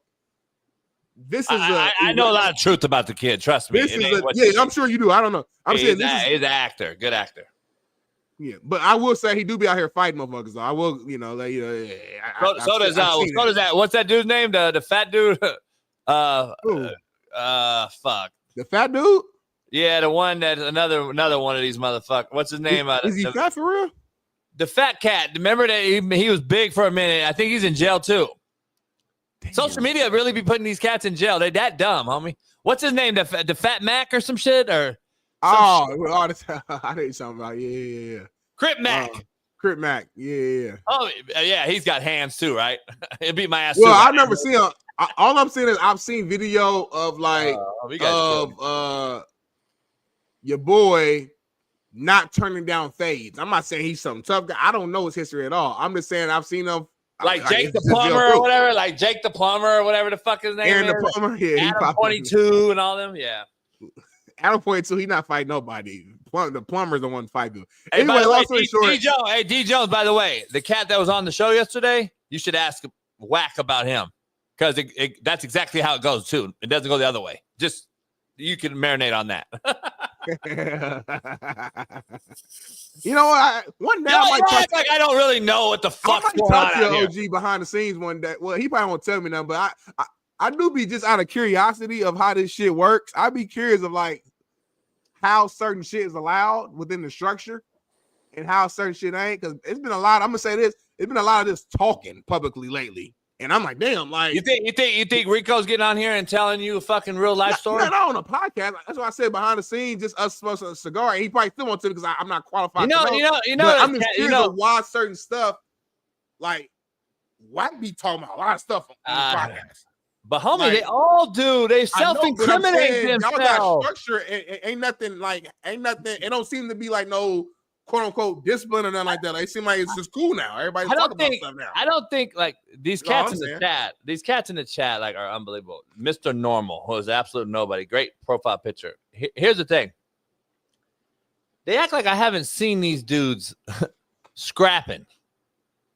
I laugh.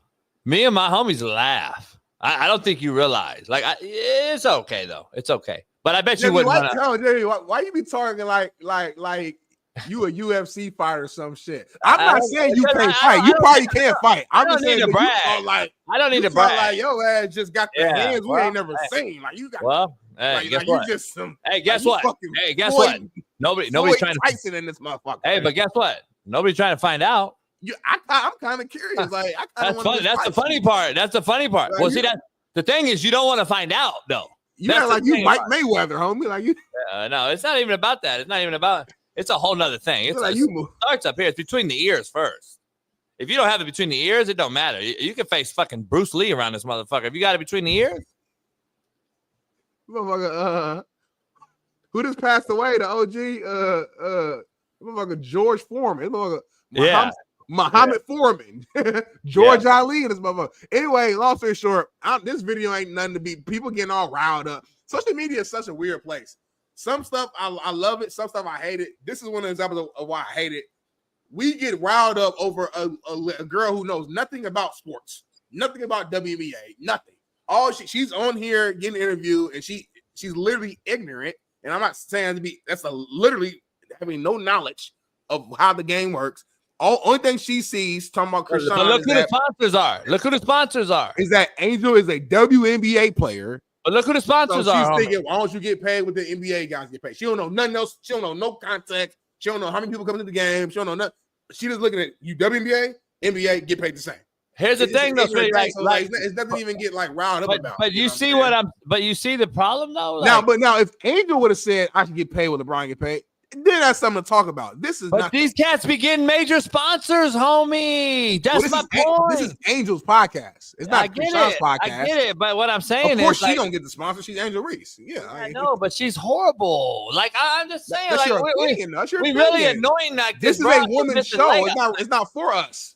I can make miss layups all day. Like this show not for. Nah, she's a double machine, defense hustler. Well, she gets not her own very double-double. skilled offensively right now. She's horrible. She's a hustler. She's a dog on the reach. She's the mound of rebounds. She's actually like, well, she gets her own rebounds though. It don't matter. She averages like 15 rebounds a game. That's I still know, counts, 12 homie. of her own. 12 If she of them misses 3 times in a row, but makes it on the fourth one. Yeah, but makes it on the fourth one. That's still a make. Well, you better know. Dennis Rodman had a great trade. He knew where the ball was coming out. Go look at her rookie numbers, homie. She averaged a double as a rookie. All I'm saying is with it. I'm not saying she's the most skilled player in the world, but she's an effective player. She moves off hustle and muscle. She's from Baltimore. She's from Maryland. But that's fine. We got to stop. But we're talking about this topic right here. No, you don't deserve LeBron James. No woman does. Shut the fuck up. You're never going to get it. You're never going to get it. Shut the fuck up. Stop. She did. Don't ever bring it up again on this show, Bailey. She's never going to get LeBron James money. She's never going to get it. Let's just blame Bailey then. Let's blame Bailey. No woman ever is going to deserve or earn or be worth LeBron James money. Just stop. You're saying in the WNBA, right? Women, yes. In the WNBA. What period? Well, I can't say period. That's well, you better be fucking Bezos' wife. Oh, again, who's she? Oh, a broad that divorced the guy who benefited. Oh, gotcha. All right, anyway. Let's dive into this man hating women. I don't know how you get girls nowadays. Oh, I get pussy. I don't think you do. You get real broads love real men. No, that's you the only single dude I know that only got one girl. Let's keep this thing going though. That's what I want you to think. Duh. I know it's crazy. All guys on the boat. Who do you think's filming? You fucking idiots! I put you in a tough spot, right? It's like I put you in a spot where you get to flex your muscle. But I got but you couldn't really say that, so I kind of put you in that. Well, I can say it. You can't really say it because then he invites Leah and them. Nah, not for you though. Homie, what? Who you think for? Who's for then? For Ruben and the other homies. No, like for me and her at the house together. What are you talking about? I don't know. Y'all be on Menage a Trois, picture of something like that? You bad boy. Anyway, I'm sorry. I didn't know your game. Anyway, exactly. You don't need to know. Well, now we go. Hey, Mr. Normal said JB will bust her homeboy 60s crop, homie. Hold on, what he said that? What? He's a bitch. He's trying to say 60s crib, but he said but he's probably a troll playing around. The fact that he spelled it wrong, he probably YouTube that or Googled it and said it. He's not like a real one. No shit. I know some real like no shit. I know real deal. No shit, Smitty. And then he comes back and says, spell check, obviously. Yeah, gangsters don't say obviously. So I know they don't. He's dead giveaways, homie. You guys are truly dead giveaways. Yeah, dead giveaway. Dead giveaway. You know that video I'm talking? I don't know the video I'm talking about, probably. It's an old video of Mike. 60. Hey, shout out to 60s crop, dog. They do a lot of they pull a lot of like corn and shit like that. Corn and they got a lot of crops out here.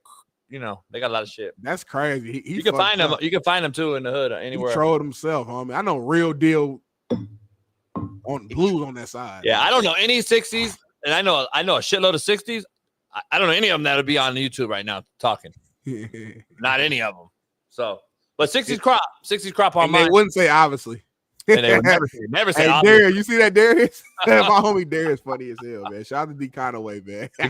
Exactly though. Exactly. Hey, Mr. Whatever. Just go away, homie. Just leave, homie. On dead homies. On God in heaven. But anyway, man, forget all that stuff, man. It's time to talk some real deal sports, some real deal, you know what I'm saying? Let's get back to the show. Because we got a very, very special guest that my guy JB is about to bring in the right way. Give him his flowers, give him his resume, JB. Man, I can't thank this man enough. Legend in his own right. NFL exec, president, NFL figurehead for a long, long time, more than long you guys in this chat's been alive. So everybody pound that like, subscribe. Former NFL exec Jeff Diamond joins the show. Can't thank him enough. Jeff, appreciate you, brother. How you doing? Hi guys, how's it going? Good. How you doing, man? I got to ask you one question. Why in the hell did you ever try to get Shaun Salisbury in Minnesota? There's no way. Shaun's a longtime friend, and he was an excellent quarterback for us for several years. Did a great job. No doubt. Hey, it's claim to fame. Jeff, every day, JB, I'm undefeated versus John Elway. Shut the hell up. Right.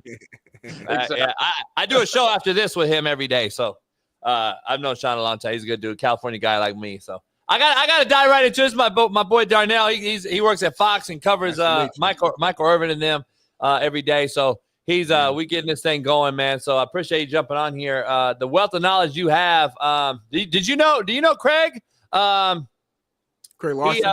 No. I'm sorry. Do you know Chad?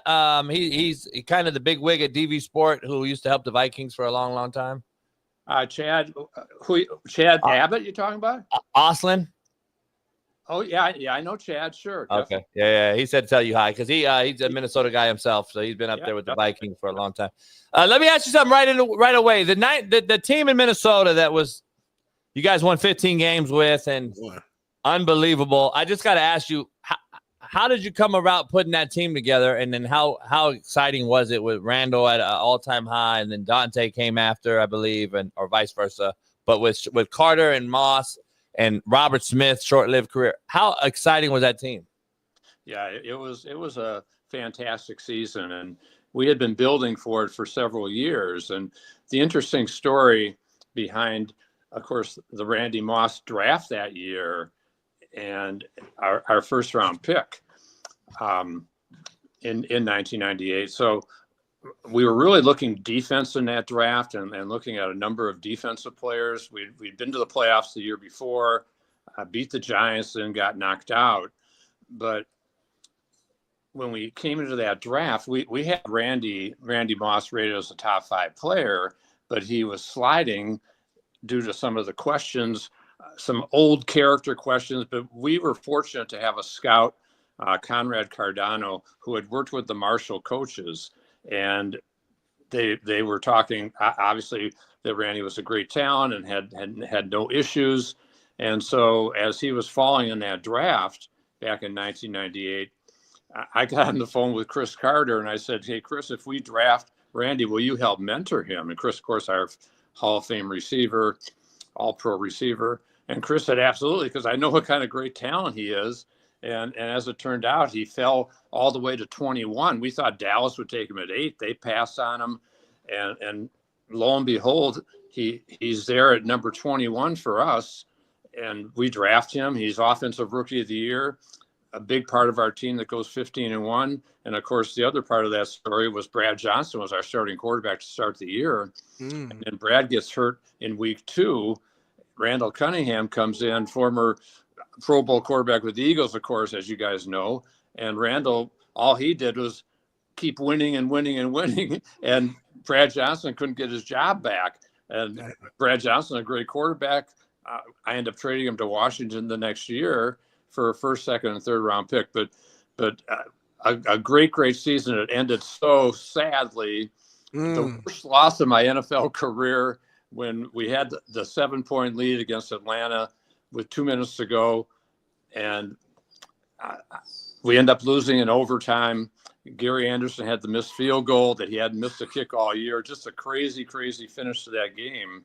And I thought, I don't know when I'm going to get back to a Super Bowl. I went to the Super Bowl my first season with the Vikings and ended up waiting 22 years to get back to a Super Bowl my first year with Tennessee the next year. So it's crazy how things work out. But that was certainly a very memorable season, the 1998 season for the Vikings. Let me ask you this, and obviously, hindsight is 20/20, but just knowing that team and that dynamic and how talented you guys were, if you guys went ahead and pulled off that victory against the Falcons, which it looked like and sounded like you guys probably should have, do you think you guys would have went on and won the Super Bowl against that? I think it was the Broncos who won that year, right? It was the Broncos, and I think it would have been a great game. Mm-hmm. We had a couple guys come out of that NFC Championship game with some injuries, and including our top running back Robert Smith. So it's hard to say how things would have unfolded over the next couple of weeks, but I would think that with the Super Bowl, these guys would have found a way to play. And as I said, we were so dynamic offensively that year, set an NFL record for points scored, and it would have been a great game with the Denver Broncos in that Super Bowl. No doubt. Hey, we like dogs. Don't worry, I got some here, so they're listening to your dogs. My dogs are under my table, so I get it. Hey, let me ask something. Going fast forward real quick to Tennessee, I'm good friends with Eddie George and a lot of those guys that you had in that team. And what year was that? 99. My Rams. I'm an LA Ram guy.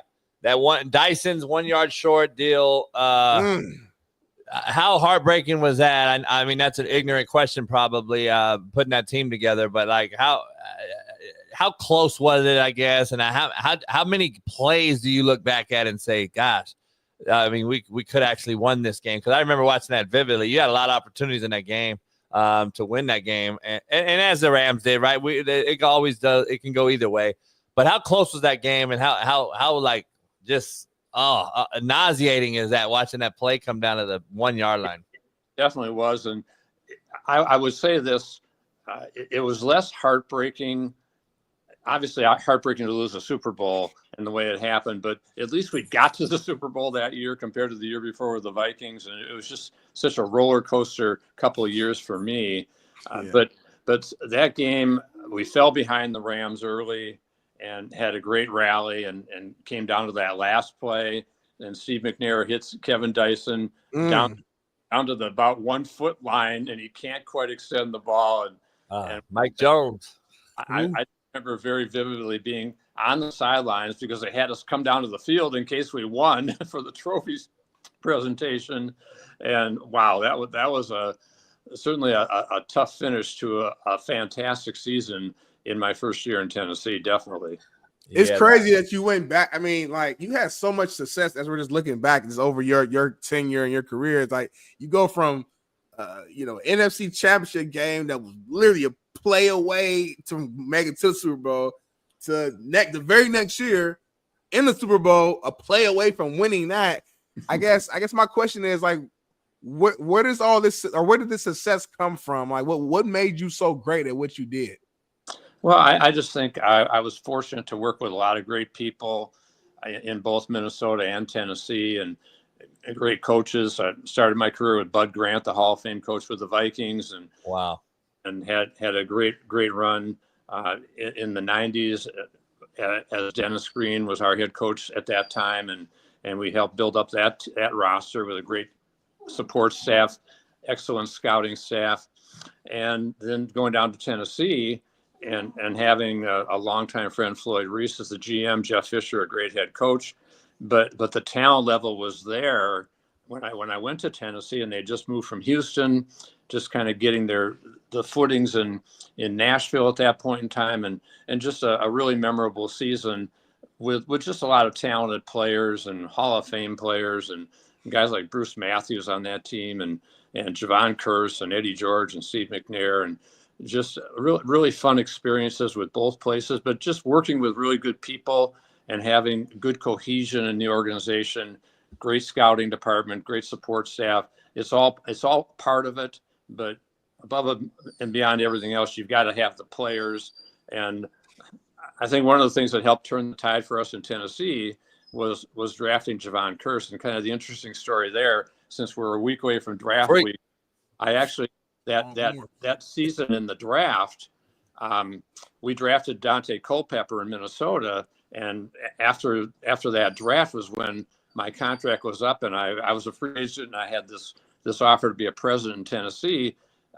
Went down to Tennessee, but after we had drafted Dante in the first round, I got on the phone with Floyd Reese trying to trade up to draft to take Javon Curse, and he said, "No, not our guy." And when I went to Tennessee, I said to Floyd, "I'm sure glad you didn't make that trade," because Javon Curse had to end up being Defensive Rookie of the Year. Man, was Bullock on that team? He came, I think, a year later. Actually, A year later. Got you. Now, how long were you on that? How long were you there? Another year? Yeah, I was in Tennessee for 5 years as the president, and then I went into the consulting world and actually started working in the agent world, where I still work today with a firm called IFA out of Minneapolis, and we're excited for the draft next week. We got about 7 guys that are draft eligible, and the draft is always a great time of year. I love the draft, the intrigue, the excitement, all the smoke screens out there about what teams are going to do and who's going to trade, who's not going to trade, and sure enough, we'll know soon enough where Shedeur Sanders goes. Is he the third quarterback? Is he a top 10 quarterback? Where does he go? Is Cam Ward number 1? Abdul Carter, where does he go? And so it's going to be really fun to see what teams such as the Giants do at 3, the Browns do. I'm looking forward to the draft next week for sure. Hey, Jeff, that's why I'm excited to have you on, man. I can't thank you enough. The insight that you have, plus the agency that you work with now, and I know a lot of agents that represent. I got 20 guys in the league still. I had 28 at one point. I got to ask you, let's talk about a couple of those guys you just mentioned. Is Cam Ward the for sure gone number 1? Well, you would think so, but stranger things have happened. If all of a sudden somebody trades up and wants, but usually if they trade up, they're going to be trading up for a quarterback. Yeah. The thing about this class is it's just not at the caliber of last year's quarterback class, and maybe that will change as they perform in the NFL. Maybe Cam Ward will be a great player. Maybe Shedeur Sanders will be. Maybe it's Jackson Dart. Who knows who emerges out of that class? But we're not going to see 6 first-round quarterbacks like we did last year. No. I think that's pretty much a given.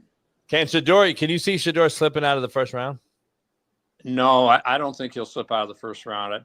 But I could see him sliding perhaps 21, bottom of the top 10, and maybe even could be 10 to 15.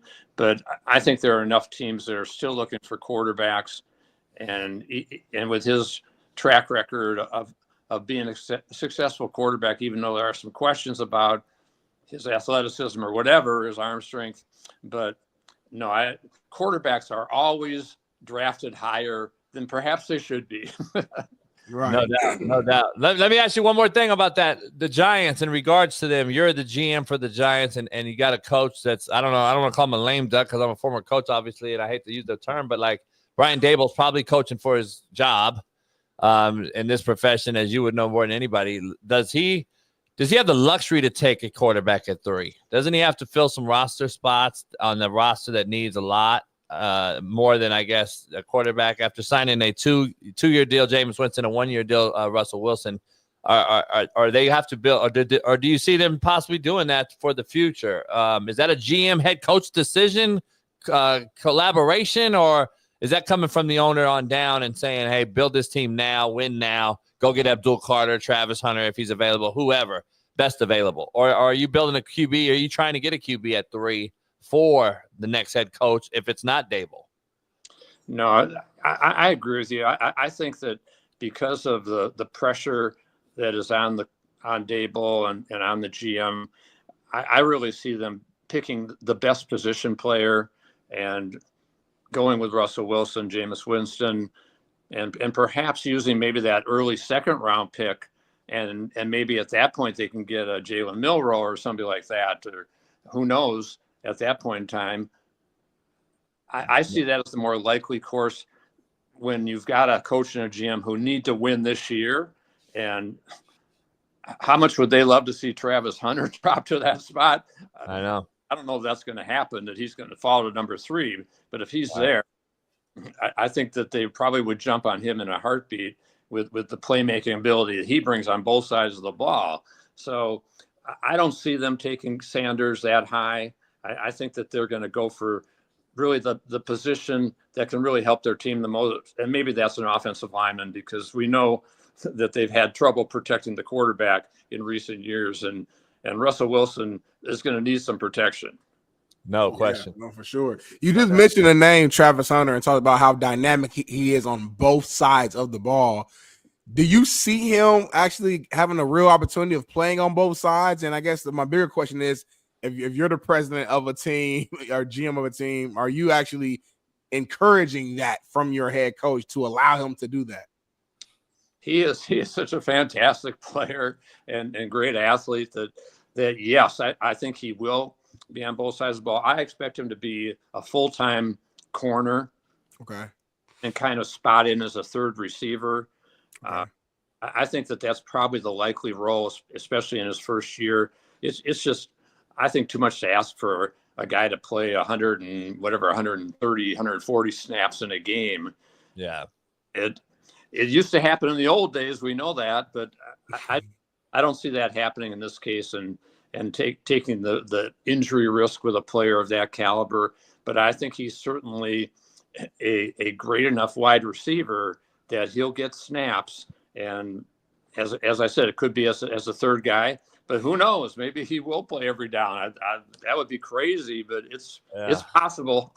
No doubt. There's rumors out there that Travis Hunter is circulating. There's rumors out there allegedly, I'm not going to play if I can't play both ways. You get a demand like that, let's just say it is real. From a GM's perspective or a coaching perspective, when you come to drafting them, are you having that conversation with him privately? Like, hey, man, are you serious about this? Or, we want you to be able to play a long, long time in this league, and we want you to have success. We're not going to set you up for failure in your first year and try to play you 130 snaps in your first rookie campaign. Is that how does that work? If there's a rumor out there about this kid going out there and saying, I'm not going to play then, if you're not letting me play both ways and starting, is that even a thing? No, I don't think so. I think it's a situation where you're going to draft the guy. He's going to sign a great rookie contract, and then he's going to play. He's not gonna not play if he's got that contract as the second or third player in the draft. I don't see that happening. No doubt. His position coach and the head coach is going to have a conversation with him when they draft him and say, hey, we want you to play on both sides of the ball, and not make any commitments about how much he's going to play. No question. I got to ask you a veteran question real quick. Regarding a former team of yours, the Minnesota Vikings, they're a hot discussion. They had a kid of Sam Darnold, who I'm higher on than a lot. Had a great year for you guys. Struggled at the end or whatever as you get to the better teams and the playoffs, and so they make a decision there and they move on. Is this a foregone conclusion that JJ, who hasn't played really an NFL snap yet, is the guy, or is Aaron Rodgers a real possibility there? Is that a real possibility still, or is JJ, it's his team and it's go time? I think it's going to be JJ's team. I think that the organization has so much confidence in Kevin O'Connell as a quarterback whisperer, head coach, and the great job that he did with Darnold, and the great job he did with Kirk Cousins, getting him the best years of his career.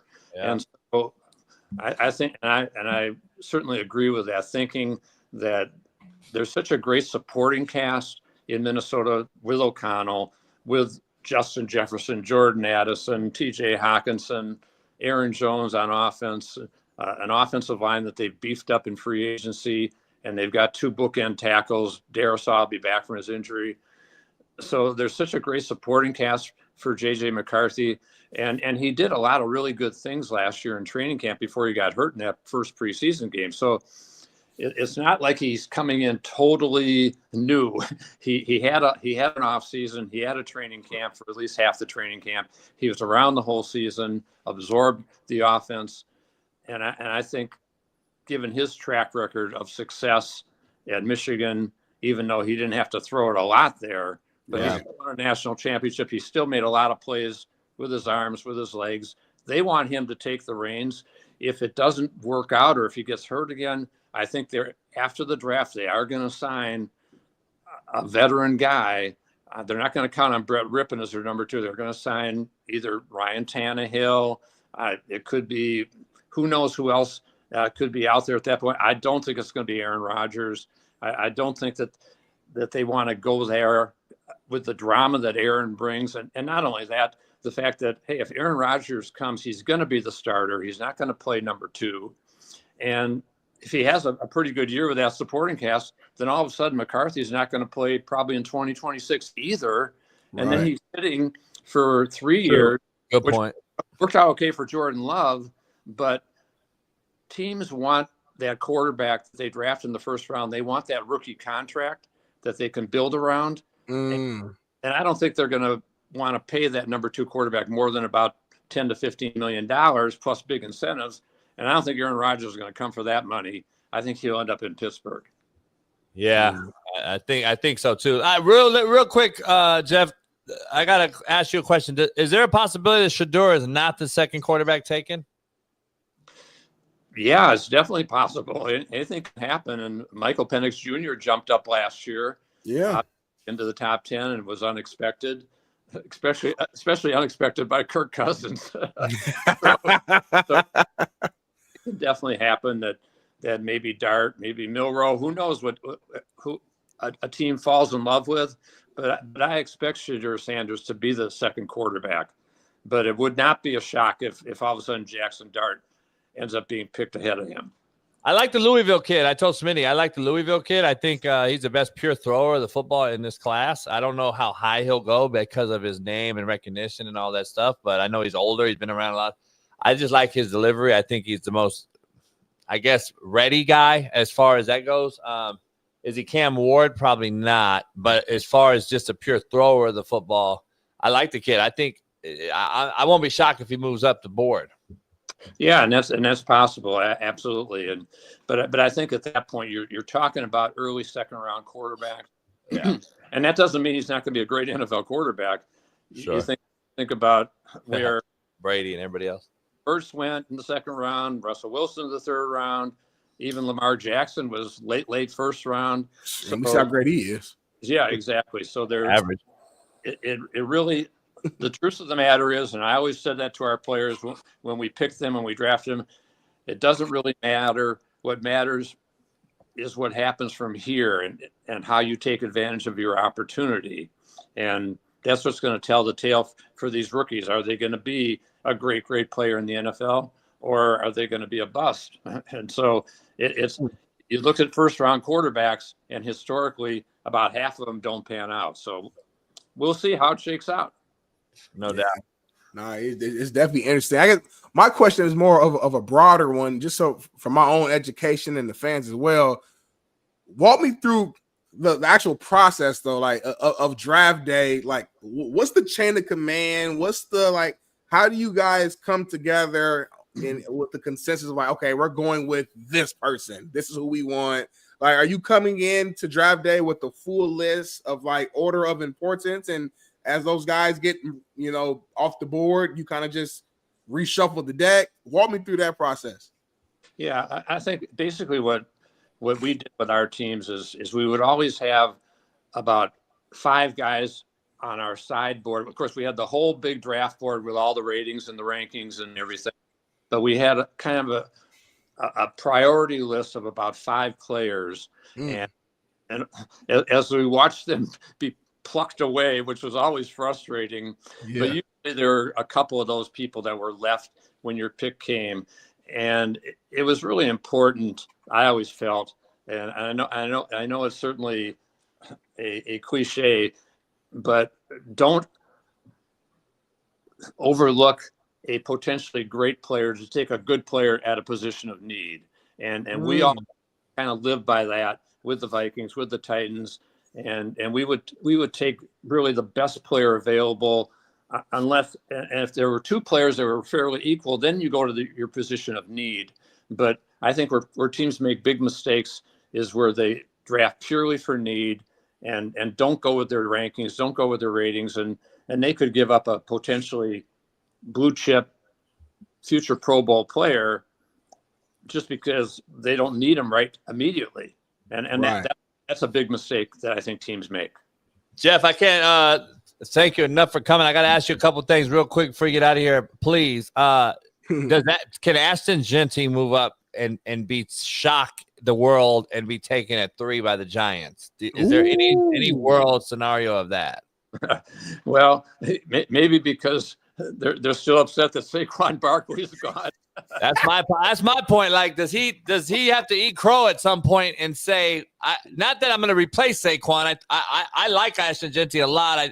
He's not as quick burst and he's not as fast straight line, but I think he can play 7-8 years in the league and give good production. But is that the guy though? If there is a one that you say, hey, I got to eat crow a little bit here. Yeah, it's possible. I don't really think that's going to happen. I think he's more likely to go down maybe 6 to the Raiders or something like that. But hey, it's definitely possible. And Saquon was the second pick in the draft? It can happen. I'll be surprised. I'll put it that way if the Giants go there, because that would be just a total admission that they screwed up by letting Saquon get out the door. That's my whole take. And the second part of this, I got to ask you, without not even draft, but just I want to put you in Lynch's shoes in Frisco. What's going on there? Like, they got rid of a lot of talent, obviously, and I know they have a lot. They've attained a lot of picks. I know 26 is a big year for them as well. This whole Brock Purdy thing, if they cut so much, let's say quote unquote dead weight, obviously it's to sign Brock Purdy, right? Or is it? Like, I'm confused here on why he hasn't signed yet, if that was the whole ploy from the jump. And they've had a roster that's kind of aged in front of our very eyes, either with injury or what have you, and don't have a ring to show for it. At least McVay and the Rams got that ring when they sold out and went out and did everything they did with less need. What's going on with Lynch and Shanahan and Frisco with this Purdy deal, to your knowledge or to your best guess? Yeah, I expect them to get the Purdy deal done, and I think it's right now that maybe Purdy's agent is asking more than the 49ers want to give on a guy that had a little bit of injury history, had a little bit of, shall we say, lesser production at times last season. Bust rider. So maybe they want to sign him for a Daniel Jones type deal around $40 million a year. Woo! And no, we want 50 plus because that's where the going rate is for quarterbacks, and Brock Purdy has been a Pro Bowl quarterback. So I just think it's gonna happen at some point in time. And as far as the 49ers, yeah, it's a curious situation with letting a lot of good players leave, and whether it's cap issues or whatever that's happened there, and trading Deebo Samuel. So I think the 49ers are a team that definitely needs to restock quickly and stay healthy, because they've just been so banged up, Christian McCaffrey, et cetera, and that's really hurt them in the past. Let me ask you. Smitty. I'm just going to touch up on that right there real quick, Smitty. Like, why haven't they signed Purdy yet? If they've released that money, they have that space. What would be the reason that you wouldn't sign him yet before the draft? Yeah, it's like I said, it is kind of curious, but I just think it could be a financial situation. And hey, maybe they've got their eye on a quarterback that they're thinking, maybe they love Jackson Dart. Who knows what Kyle Shanahan and John Lynch are thinking at this point? Another Trey Lance they can't afford, right? No, they can't afford another mistake in the first round with a quarterback. And so, yeah, I expect them to take a position player, a talented guy at number 11. But hey, stranger things have happened on draft day, and anything can happen. And San Francisco is definitely a team to watch. And my second part to that, same question. Like, it's fourth part, but the second part to this. Let me ask you this: where does Brock Purdy hold any leverage at this stage in the game? Because I don't believe he does. I don't believe there's a team, Jeff, in the NFL right now, and if Jeff is the GM somewhere, that's going to give this man $60 million. There's only a handful of teams that haven't signed a veteran at this stage or don't have a long-term guy in place, like a Trevor Lawrence. They already paid 200-something plus to Kyler Murray, all these scenarios. I'm looking around the league. There's really not who is it? Is it Indianapolis? Is it who would it be? The Jets? Like, who's going to really sign this guy for this big money? I think the Niners hold all the leverage. Yeah, well, I think you're right to a certain extent. I mean, he is their starting quarterback. He has been to a Pro Bowl. He did take them to the NFC Championship and Super Bowl. And the Super Bowl. And played well. Yeah. The guy I still think is a really good quarterback. I just think it's a situation where the 49ers want to see a little bit more at this stage of his career. And they're probably, as I said, thinking about something in the 40s.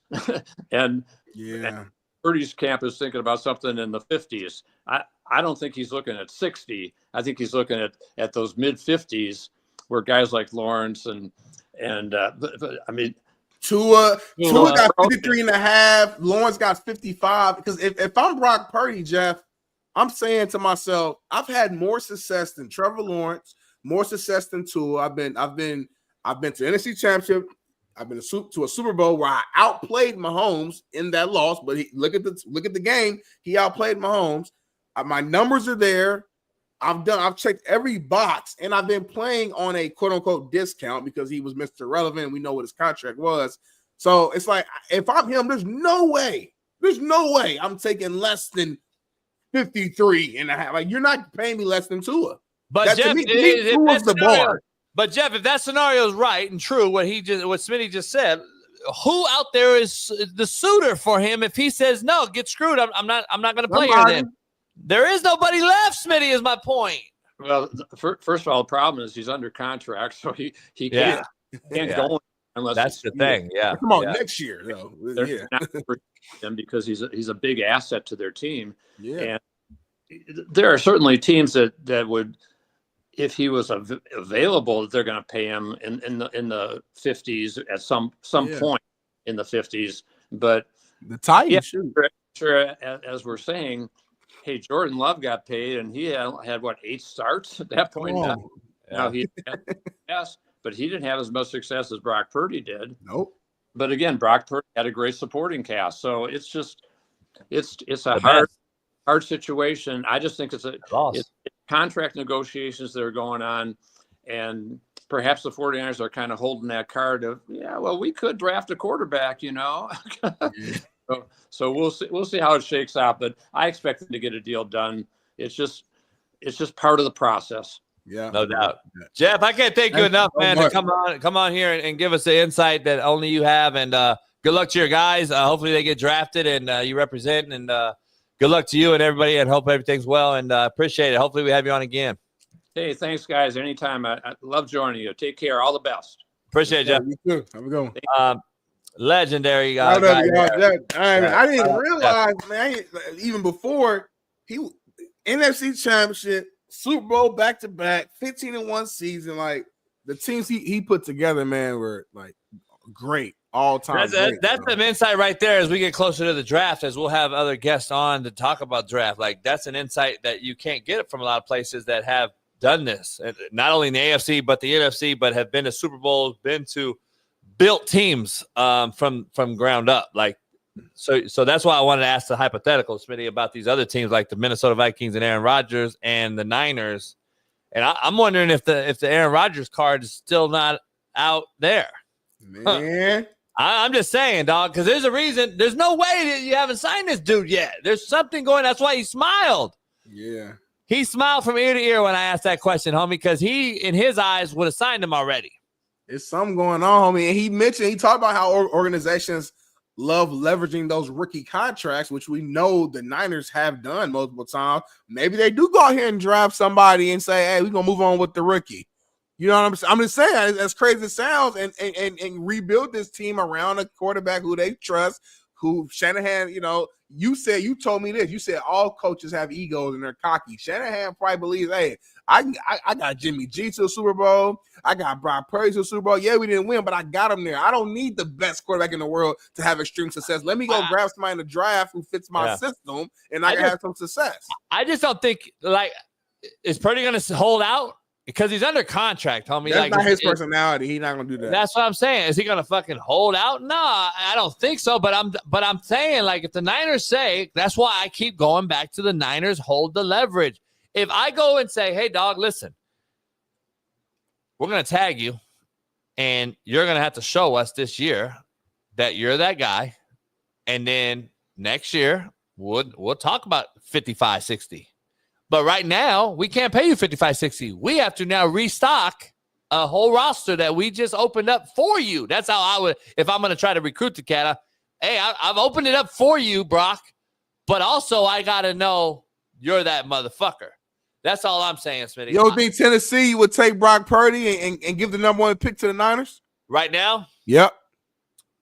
Because it's a bad quarterback draft. No one seems to believe in Cam, Shador, Jackson Dart. Everyone's saying the same thing. It's a horrible quarterback draft. If that's the case, why not go with somebody who's at least he's proven to be able to win? At least we can say that about Brock. Whatever his skill set might be limited, whatever. He's been the quarterback, the leader of winning teams, plural. When you take a guy like that, who at least you know his skill set, know what he can do. Let me ask you this. And this is hypothetical. This is probably just asinine to even say, but I'm just throwing this shit out there because I still believe some shit's going to happen that's weird. If we want to call it weird, whatever you want to call it, a shocker is going to happen. I don't know if it's going to happen in Frisco. I don't know if it's going to happen in Pittsburgh. I don't know if it's going to happen in Minnesota. Something's going to crack. But if you and I are the coach and the GM, and I came to you one day as the coach, I'm Shanahan. I say, hey, dog, let's get the 1. Let's get the 1. Sign AR for a year. Build a roster. And go after Arch Manning next year. I'm just saying. I'm just throwing out some possibilities, dog. Like, I don't hate that idea. I don't hate it. I'm just telling you, homie. Only problem is that Arch Manning is coming to Indianapolis, homie. Oh, fuck. Next year, we're drafting him. Daniel Jones. What I'm saying is, Smitty, you trade for the 1 for next. See what I'm saying? You don't need it this year, homie. I hear what you're saying, homie. I hear you. But the ride's right on the wall, homie. The Manning's coming back to Colts, and then after Marvin Harrison Jr.'s rookie deal's over, we're gonna go ahead and trade for him, bring him over there as well. We're gonna have Harrison and Manning back he's a bust, like I said, though. But anyway, nobody wants to talk about that. He had a good rookie year. He was average. He wasn't even a top 5 rookie. Wasn't even a top 5 wideout rookie. Number 5, he was. Your boy neighbors cooked him in New York with no Q. But everyone knew Neighbors was the best receiver in the thing. Nah. Yes, we did. You and Shaun King said it was Shaun King said Buddy from the Jags, who also balled out, was the best receiver, Brian Thomas. He did. Okay, he did. So, it was Malik Neighbors, Brian Thomas, and Marvin Harrison fucking Jr. was on that list too as a rookie, homie. Make it make sense, homie. Let's dive in. I got a question, man. Big topic we got next. We got a big topic next. We got a little topic, but I gotta bring up a topic. But I got a big topic. Big topic. Pause. I got a big pause, a big topic I want to ask you real quick. Big topic. And I want to ask the women out here. Ladies, please, all you ladies. Leah, Lucy, I don't know. Are you well endowed? Oh, I don't know. I don't know that. If you know what that means. It means heavy top, heavy breasted. Lucy's small and like. Nah, I think she's heavy breasted though. Cheers. How would you know that though? I've never seen none of these women. Only person I've seen is Chris in person. Everybody else, I've seen their avatar. Lucy said not quite. So here, I want to ask you guys: if big-breasted women, Jada, I've seen you in person. I know you got big titties. Let me ask you: she said something in the Discord? Her shit is humongous. But go ahead. You naked? Not fully, but you ain't never seen. Anyway, keep going. No, I haven't seen. So anyway, why do you do this? Let me show you something. Oh, I mean, she's moving the fucking airplane, homie. Her back hurt, homie. The proportions are horrible, y'all. Yeah, it's like the upside down Coke bottle that was on this show. We're all about proportions. This makes no sense. I thought it was upside down Coke bottle that used to be on this show, and I was like, oh shit, double take. And so here's the thing. I was like, this isn't cute. I just want to throw that out there. The weird part of me just wants to just fucking take a knife and.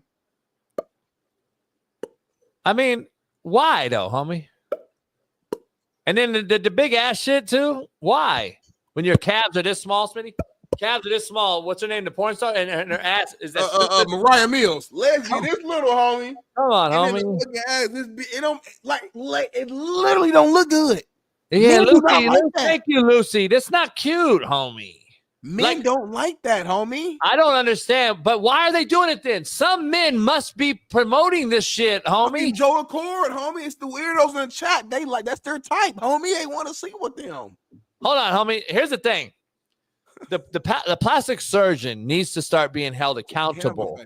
Yeah. The plastic surgeon needs to be held accountable, homie. He should be castrated for this. This shouldn't even be an option. These shouldn't even be an option. Is this the one you come in and they give you that like the gel? It's just like, no. So you want this? So you want this? And they get this motherfucker a medicine ball here, and the motherfucker like has to hold. Like, come on, homie. She can't do nothing in life but OnlyFans. But even then, I'm not looking at that. No, I know. It's horrible. But again, somebody has a big titty fetish, a big fake titty fetish. So somebody's paying for That's that. not even big fake titties. Like, he can't be in the office. I hope she ain't got no kids, man. Because our kids are in middle school and they are getting tore up at school right now. They are getting roasted. A lot of cats in the chat would hit though. They getting flamed to the highest level of flame. A lot of cats in the chat would hit though, homie. How about the kid that's like 11? Because 11 years old, I'm gonna be honest, for a boy, is like that's the age. So you have the 11-year-old birthday party for the homies. Oh, they all come over. You got the whatever you guys are doing at 11, and she come out bringing out oranges and fucking pizza rolls or some shit. And she got the fucking bowl of fruit, and it's a big bowl of fruit. And she holding it like this, and she comes out, and you don't really see the titties yet. And all the kids run over there to get the fruit, and then put it down and just la la la la la. Alan,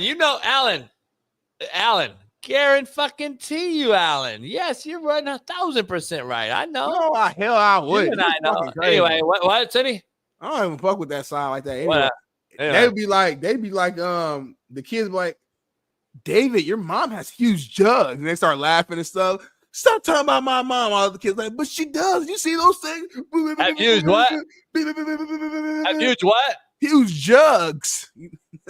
Your mom's melons are unbelievable. Look, guys, I'm David's mom's tits. You know, kids like real weird. Like kids, you play the white role good. I mean, yeah, y'all easy to play. I'm saying, like, you whitewash? Huh? I've had a white coat for 2 years. I've learned y'all ways. I'm like the furthest thing from like a regular Joe. You were actually hella white. I mean, like you know some black shit because you grew up around us, but your core, like if shit hit the fan, you in the house, homie. Like you got thong flops, homie. Like you got fucking rodeos, country music, homie. Fucking hell. You know what I mean? Kiss your dog in the mouth. Let them lick the plate before you make our plate. Like you got a lot of white too. You know I don't do that. A lot of white. You know I don't do that. But shout out to Jeff Diamond, Jay Paterno, man. Legendary will be coming on after in a few, so can't wait for him. Well, we'll ask him some more draft questions as well. I'm not gonna ask no question in that interview. I've ran into Jay a few times at coaches' clinics. Jay is a quarterback guy too, so Smitty gave you some insight. He's a QB guy, so you can ask him some questions. I think he coached for over what? They don't know you though, really. I heard. Yeah, I don't think he does. But here's the thing. Well, most people know me. Here's the thing. He coached, I think, 17, 18 years at Penn State, and I think he was a Big Ten quarterback coach of the year a few times. Oh, really?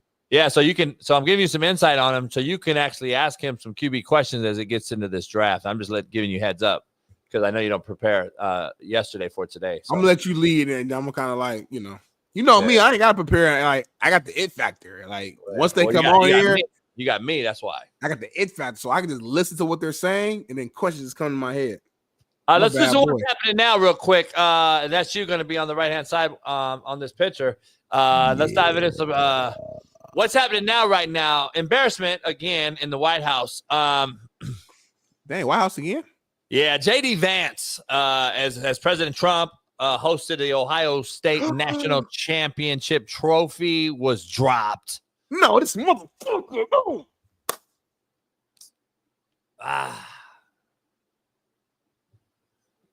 Look at the little homie behind right there to the left. Look at with the suit on right there. Because they didn't want to. They didn't know what to do. They didn't want to like laugh. Because they didn't want to get hit on social media, homie. They didn't want to get Jeremiah Smith. Oh my damn, bro. And they try to pick it up real quick and fix it. Oh, it's embarrassing, man. That's why certain people just shouldn't be doing certain things, bro. Yeah, that's why you guys needed that DC up there. Kamala's the VP, the D coordinator. That's why you guys needed that D coordinator, homie. My man ain't never played a sport in his fucking life, man. He got him over holding his trophy up. Kamala would have probably did better. I can't even look at stuff like this, homie. Like it's just like it's literally embarrassing me. Like take it off. It's embarrassing me, JB. Curious why it was held together. Why is it 2-piece, Smitty? Like, why is it a 2-part? Like, I think that's always been that way, homie. He should have known that.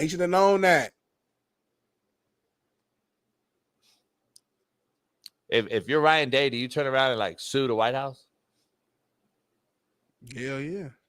Does the NCAA give you a new like trophy? He shouldn't even picked it up. He should have kept it on the thing and just took a picture with it. Like, you know whose fault it was though. Let's really dissect this. No, I know. I actually caught that. Yeah. We're giving a white boy a lot too much credit. The brother, the tan suit brother. The tan suit brother. Thank you, State, for being real. The brother fucked us up. DMV. The tan suit. DMV. When your taxes get abolished, you're going to talk about the worst administration still, huh? But my only pushback, JD Vance told him to do that. JD said, come over and help me pick this up. Vance didn't say nothing. I zoomed in. The VP of our country said, come help me pick this up. So he's look at the brother. Look at the brother. Took it. Look at the brother said, I got it. Oh, that's on the brother, homie. That's on the brother, homie. They're doing what the VP told him, homie. That's on the brother, homie. He doing what the VP told him. Homie, the brother fucked that up, homie. Nah, he doing what the VP told him. Who is that? He said, help me carry pick this up. They held it. You know what? Nah, I have to watch it again. I'm retracting my statement again. It's actually back on JD again. You gotta watch it closely. No, because the brother is just holding their hands on it to keep it balanced. They're not. He holding the top piece, homie. You can't let the bottom piece go. He didn't pull, homie. He's just holding it. The shit didn't separate. Watch this. JD separated. Watch this shit right here. Watch the pressure in the hand. Watch the strength. That's fucking JD, homie. The main part's saved, though. Yeah, because the brothers. Thank God. What I'm saying is the main part's saved. It doesn't matter. The bottom piece ain't shit. I mean, you can put tape on that. But who saved the main piece? Because he didn't tell JD. That's a sign of life, homie. That's he didn't tell JD, homie. That's how it works on life. We saved it. He didn't know. You fuck it all up. He did not do it, homie. JD fucking got fucked on that deal. Oh shit! You love JD, huh, shit guy? He'll probably be the president, though. You love JD. I hope we're. You love Newsom, huh? I don't know. We don't have a fucking representative on the left side right now, so I don't know yet. Stephen A.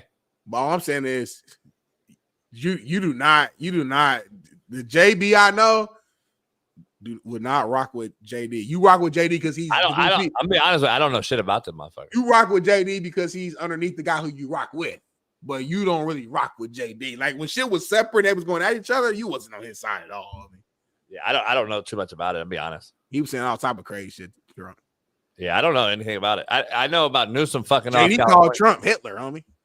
Anyway, let's keep the ball rolling though. We don't really talk politics on here. Politics and sports should not intersect. Well, you know, Obama fucked the country up. I changed my answer. It's crazy, homie. Everyone I'm just saying the VP said the president was shit. Yeah. I get it. I mean, that's like me calling you. That's like me calling you a bid, and then now I'm best friends with you. Like that, you know. But anyway, let's keep it rolling. Michelle got a dick. Like everybody has an each. No, I'm not letting that happen on here. Well, we are. You disrespectful. That's what I've learned this week. You disrespectful.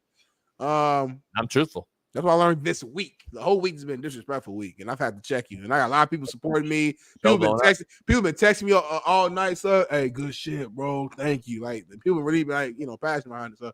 Anyway, though, let's keep this thing rolling, man. I'm gonna use all this, man. Staying on college football.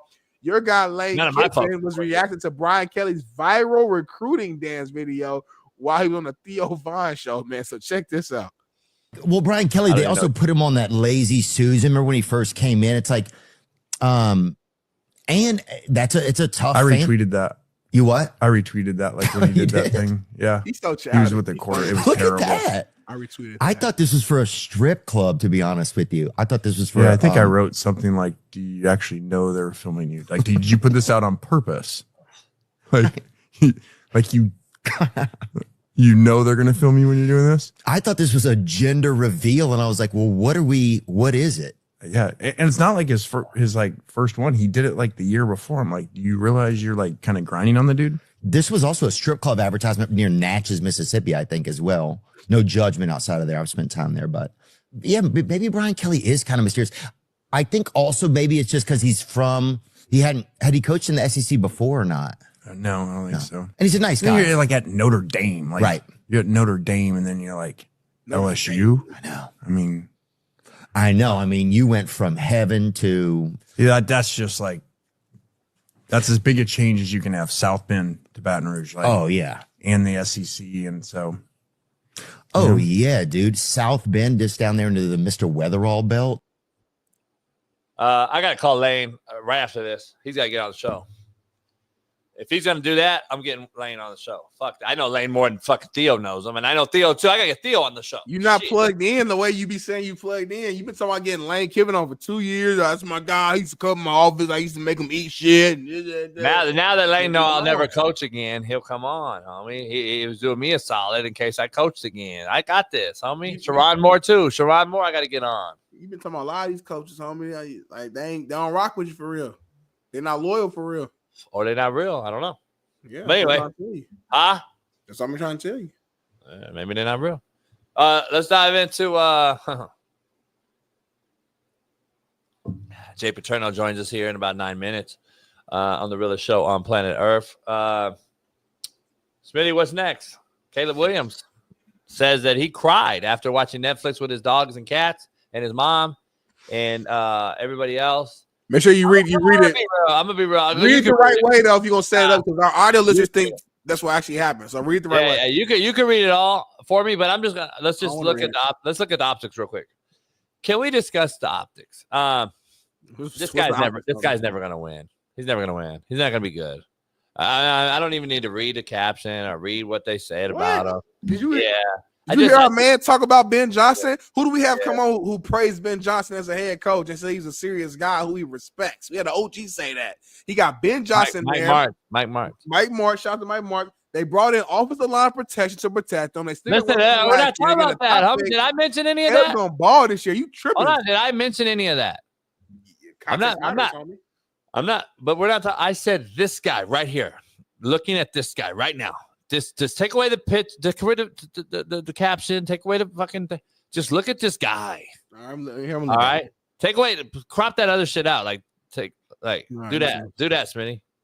Okay. Yeah, do that. And then look at the guy. Mm-hmm. And then just be like, fuck yeah, I want this motherfucker to come in the locker room today and get us ready to roll. We're fucking buying into this motherfucker. This motherfucker's going to take us to the fucking NFC North title. Take this motherfucker to the Super Bowl. He is the motherfucker. I wanted you to put that picture on the big screen. I'm just serious. With the red seatbelt. Look, I love red, but it's. Ooh. I'm about to say, but I ain't getting a red seatbelt. I ain't getting a red seatbelt though. Here's the thing, homie. I'm gonna get red in my interior of my car. I just want to talk about the facts. Like, just look at.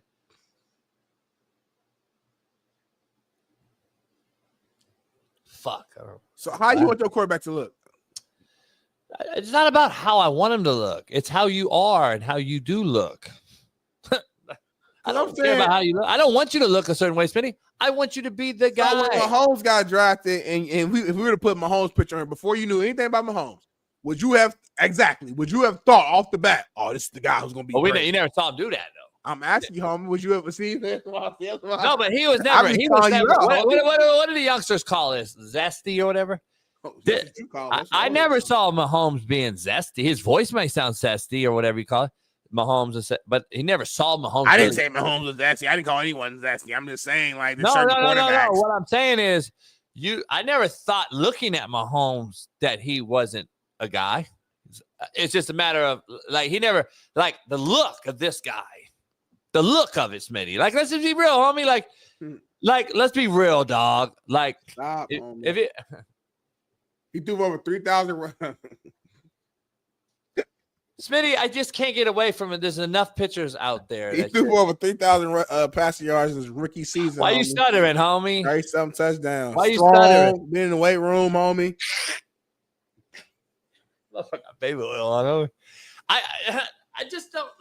It's GQ, homie. We saw Jalen Hurts in some GQ stuff. Are those New Balances, Kawhi Leonard's? Yeah, and he got the Avatar suit on. The what? From Avatar. This has nothing to do with the on-field stuff, homie. I get it. We've seen NBA players. We've seen guys like does. Stephon Diggs. If I'm Ben Johnson, I don't even take that job. That's just me, though. But here's the thing: you don't like a challenge. You're not a real coach. That's why he turned it down last year. But then this year he had to take it because then he'd get blackballed. Because I know how it is. Like I would have brought it up with Marty. If you don't take the job this year, because last year he knew, I don't want Caleb Williams. I don't want that Bears job. Then this year he has to take the job because in the NFL will blackball him from not taking a job and moving up in that inner circle that's really nepotism ran. And so he's like, fuck, I got to go now. So he had to take the Bears job this year. So, like, now he's kind of, like, hamstrung. But this guy can't lead my team, homie. I'd be trying to do everything I could to sabotage this motherfucker to get the backup in. Everything. I'd be like, oh, dog, you can't go to – you got to wear clear polish at practice. The Bears will be 9-8 next season. Caleb Williams will throw for 4,000 yards and will throw for over 35 passing touchdowns. Yeah, thank you, Paris. Women call that a dress, Smitty.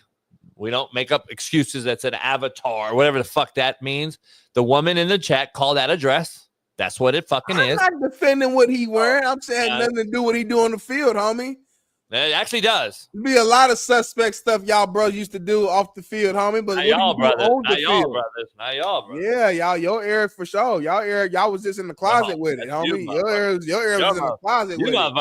Your era was in the closet. Your era was starting this type of shit. Y'all doing some. I was scared to walk in the locker room as I got in older and coaching. I was scared to walk in the locker room. So I was like, "Fuck, I mean, my era wasn't like that when I played." I'm just saying, your era though, y'all was on that weird. Y'all was doing coke, and when y'all got high off the coke, y'all was doing all types of weird, sexy stuff. Regular sex wasn't enough. You know what Dick Butkus would have did with this motherfucker? Yeah, that's one example, homie. Yeah, no, do you know what Dick Butkus would have did to this motherfucker? He would have lifted that dress up. Oh my God. And bent that motherfucker over, homie.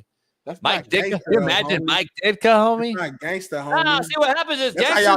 Exactly. You know, I'm glad you said that. That's my point. Your era was on that type of shit. Y'all thought that was gangster to say that. I'm not sucking your dick. I'm not the one sucking your dick.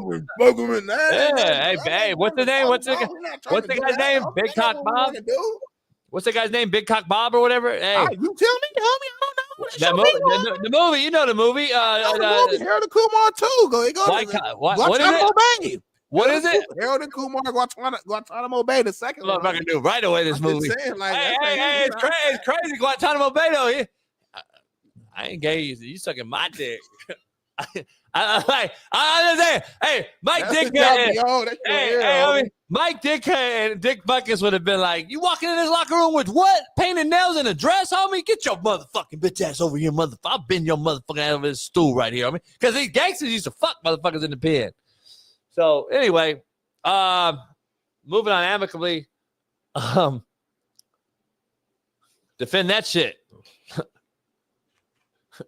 Coward. I'm gonna be real. Any gangster who's fucking another man. Defend that shit today from your naptown. Ain't a gangster, homie. I'm sorry. Hey, when the motherfuckers call you today, when your homies call you today, defend that motherfucker. That's your era, though.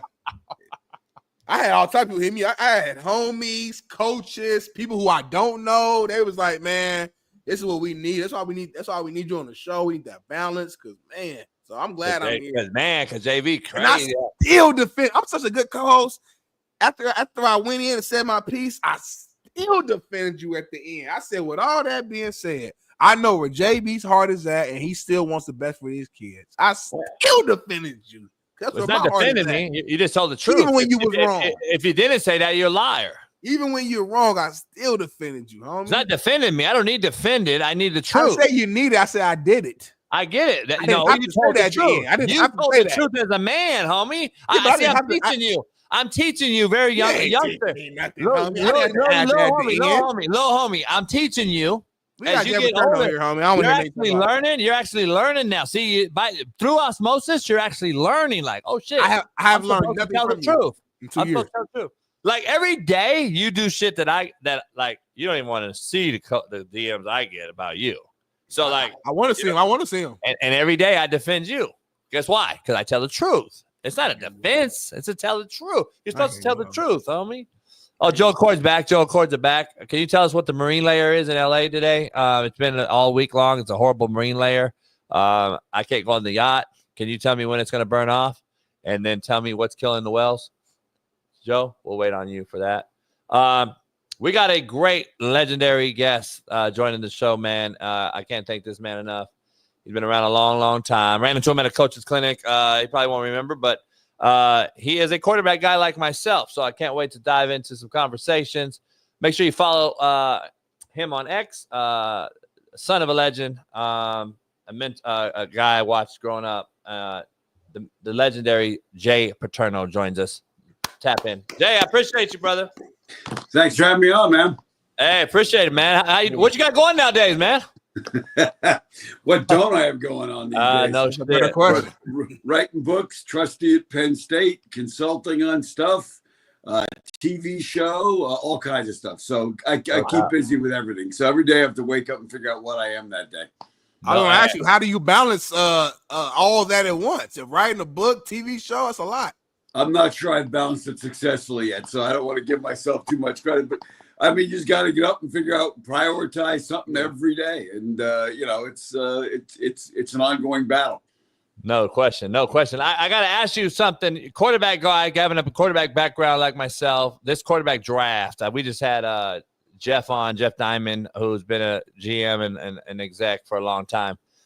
Where are you at with this when you look at it optically, even though if you're not directly correlated with it or connected right now, you still got an eye like I do, and we look at this thing and say, hey, I'm down on this draft tremendously. I just think it's a bad one, one of the worst ones I've seen in a long time. Are you optimistic about this draft?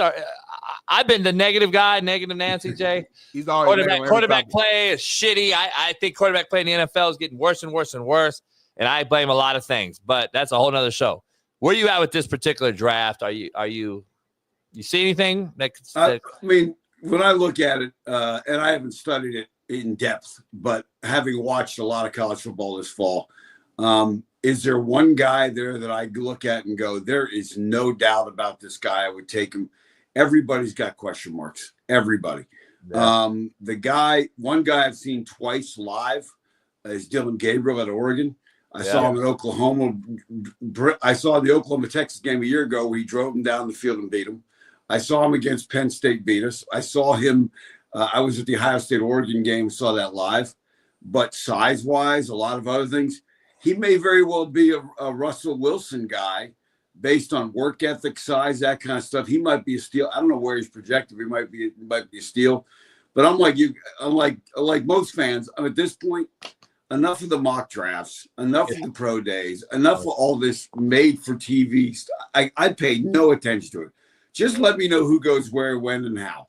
Am I over like analyzing this? Sorry, Smitty. Am I over analyzing this? Like, we have these questions every year about everybody probably. And it's just because I think we have a Deion Sanders son in this one, and then the Cam Ward who's, and then you got a Travis Hunter who's an anomaly or a unicorn or whatever. Is this the same? It's just social media and everything so much more prevalent, and we get to see more and more and more every year with all the access? Yeah, I think one of the things that we used to do when I was coaching, Joe would say, look, if they go to the combine and they have a pro day, stop working out. Because a lot of these scouts, their only job is to find something to say no. No one wants to stick their head out and say, I'm going to take this guy. at some point, you got to just say, look, the hay is in the barn. You've seen me run twice. You've seen me do the bench press stuff. You've got film. By the way, maybe look at film. That's one of those neat ideas. Like, can a guy make this throw? I mean, you don't need to always throw it live. Yeah, look at some film and see how they produce. I mean, and so at some point, let's get on with it. And I think we're at that point where we're overanalyzing every guy in the draft. Yeah, 100%. I tell JB all the time, like I've never been a big believer in like combine or pro days. I get it. You want to see like their athleticism, and I understand to an extent, but watch the tape. You just got 12 games or a couple seasons of me like showing you what I do in the actual game of football. If you want to know how I play football, watch me play football. That's always been my mindset there. I can't agree with you more, especially quarterback. They all look good throwing in shorts. Yep. 100%. Let me see him get hit in the mouth early in the game and how he responds. Because I've coached guys that, a friend of mine used to raise hunting dogs, and he'd get these, and he'd have all these great genetics in these hunting dogs. And he said, until you take them out and shoot the gun off, some of them go run and get you the rabbit. Some of them hide behind your leg. And that's what you see on film. Who's going to go get the rabbit and who's going to hide behind your leg? And some of it is, when I was recruiting quarterbacks, we turned down guys that came on visits that were highly rated prospects because in a film session, they were half on their phone. And I go, if I don't have a guy that's locked in looking at film on a recruiting visit, because so much of the game is here up. There's probably 15, 20 guys in this draft physically that from the neck down can go out and win a lot of games for you. But Tom Brady from here up, Patrick Mahomes from here up. The guy, Jalen Hurts from here up. That's why they're winning. Yeah, 100%, man. And speaking of talking about quarterbacks, man, let's talk about, right there in your backyard, Drew Allard. Talk about just his potential going into, next season, what you like about him, just your overall thoughts on him. I think he's got some things to work on, and I don't mean that to disparage him. I just think everybody at this stage does. The question is, in an era and in a league that's gone to more mobile quarterbacks, where does he fit in? Because when you have a guy that's not as mobile, you better have good people around him. Because if the left tackle whiffs on 3rd and 8, you're punting the ball. If you got Patrick Mahomes 3rd and 8, the left tackle whiffs, that's probably the worst thing that happened for you defensively because now he's loose. Yeah. But he's got a strong arm. I think the question on him is going to be, can he get over the hump against Ohio State? Can he get over the hump in those games? His playoff numbers were not great. He was around 55, 56, 54% completions. Didn't have big games in the playoff game. So, this is a big year for him. And I think he did the right thing coming back. There's no question. I think this can be a year where he really develops.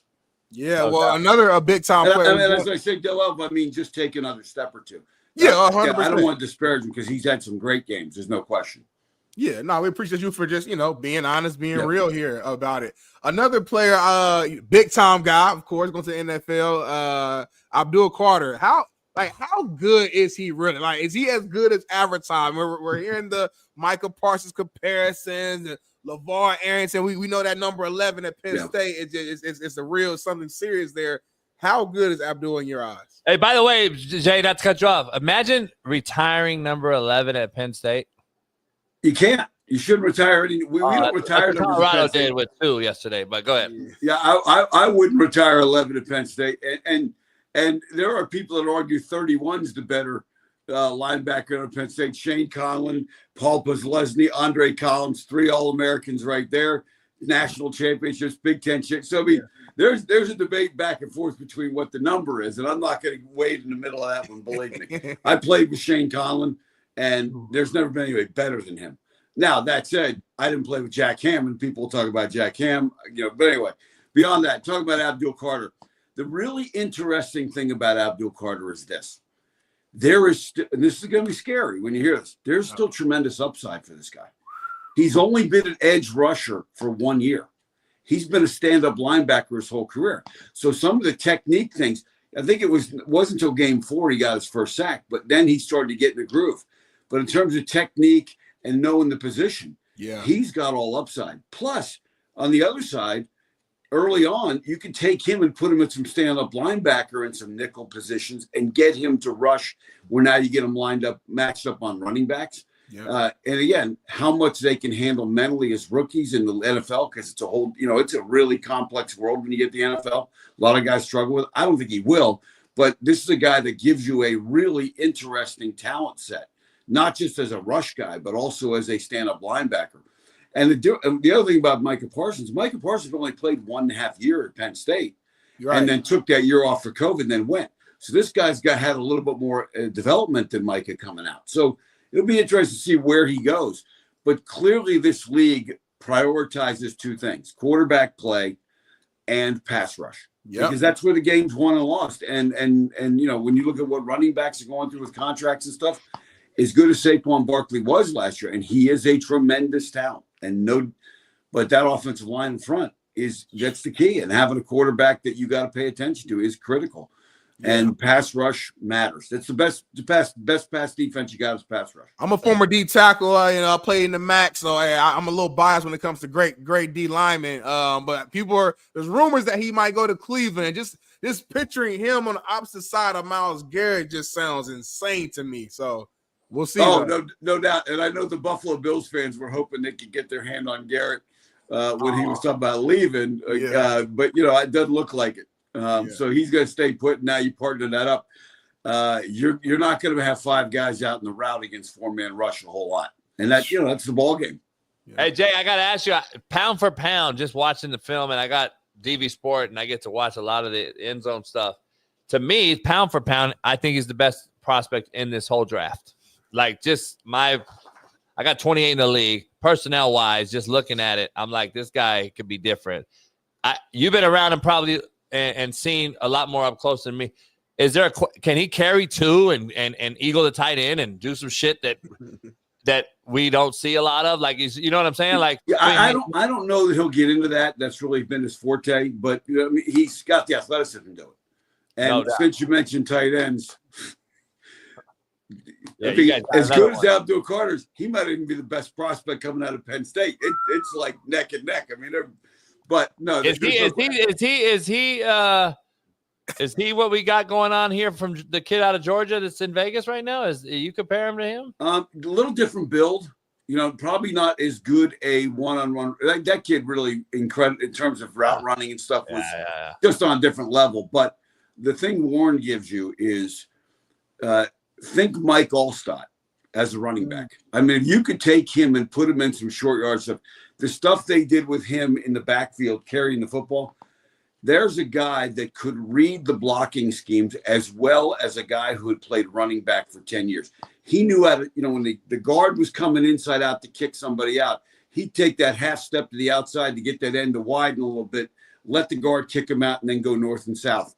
From here up, the things he had to do just mentally is incredible. I mean, I coached a guy, Michael Robinson, who played quarterback and then went on and played the Seahawks and the 49ers and won the Super Bowl and was paired up with Marshawn Lynch, the fullback. Michael Robinson had the same kind of had an elite football mind as a quarterback and played a bunch of positions for us. Warren has that same kind of mind, but obviously can go out and beat people one-on-one in routes. Obviously can carry the ball and carry ball carriers with him. He's thrown some passes.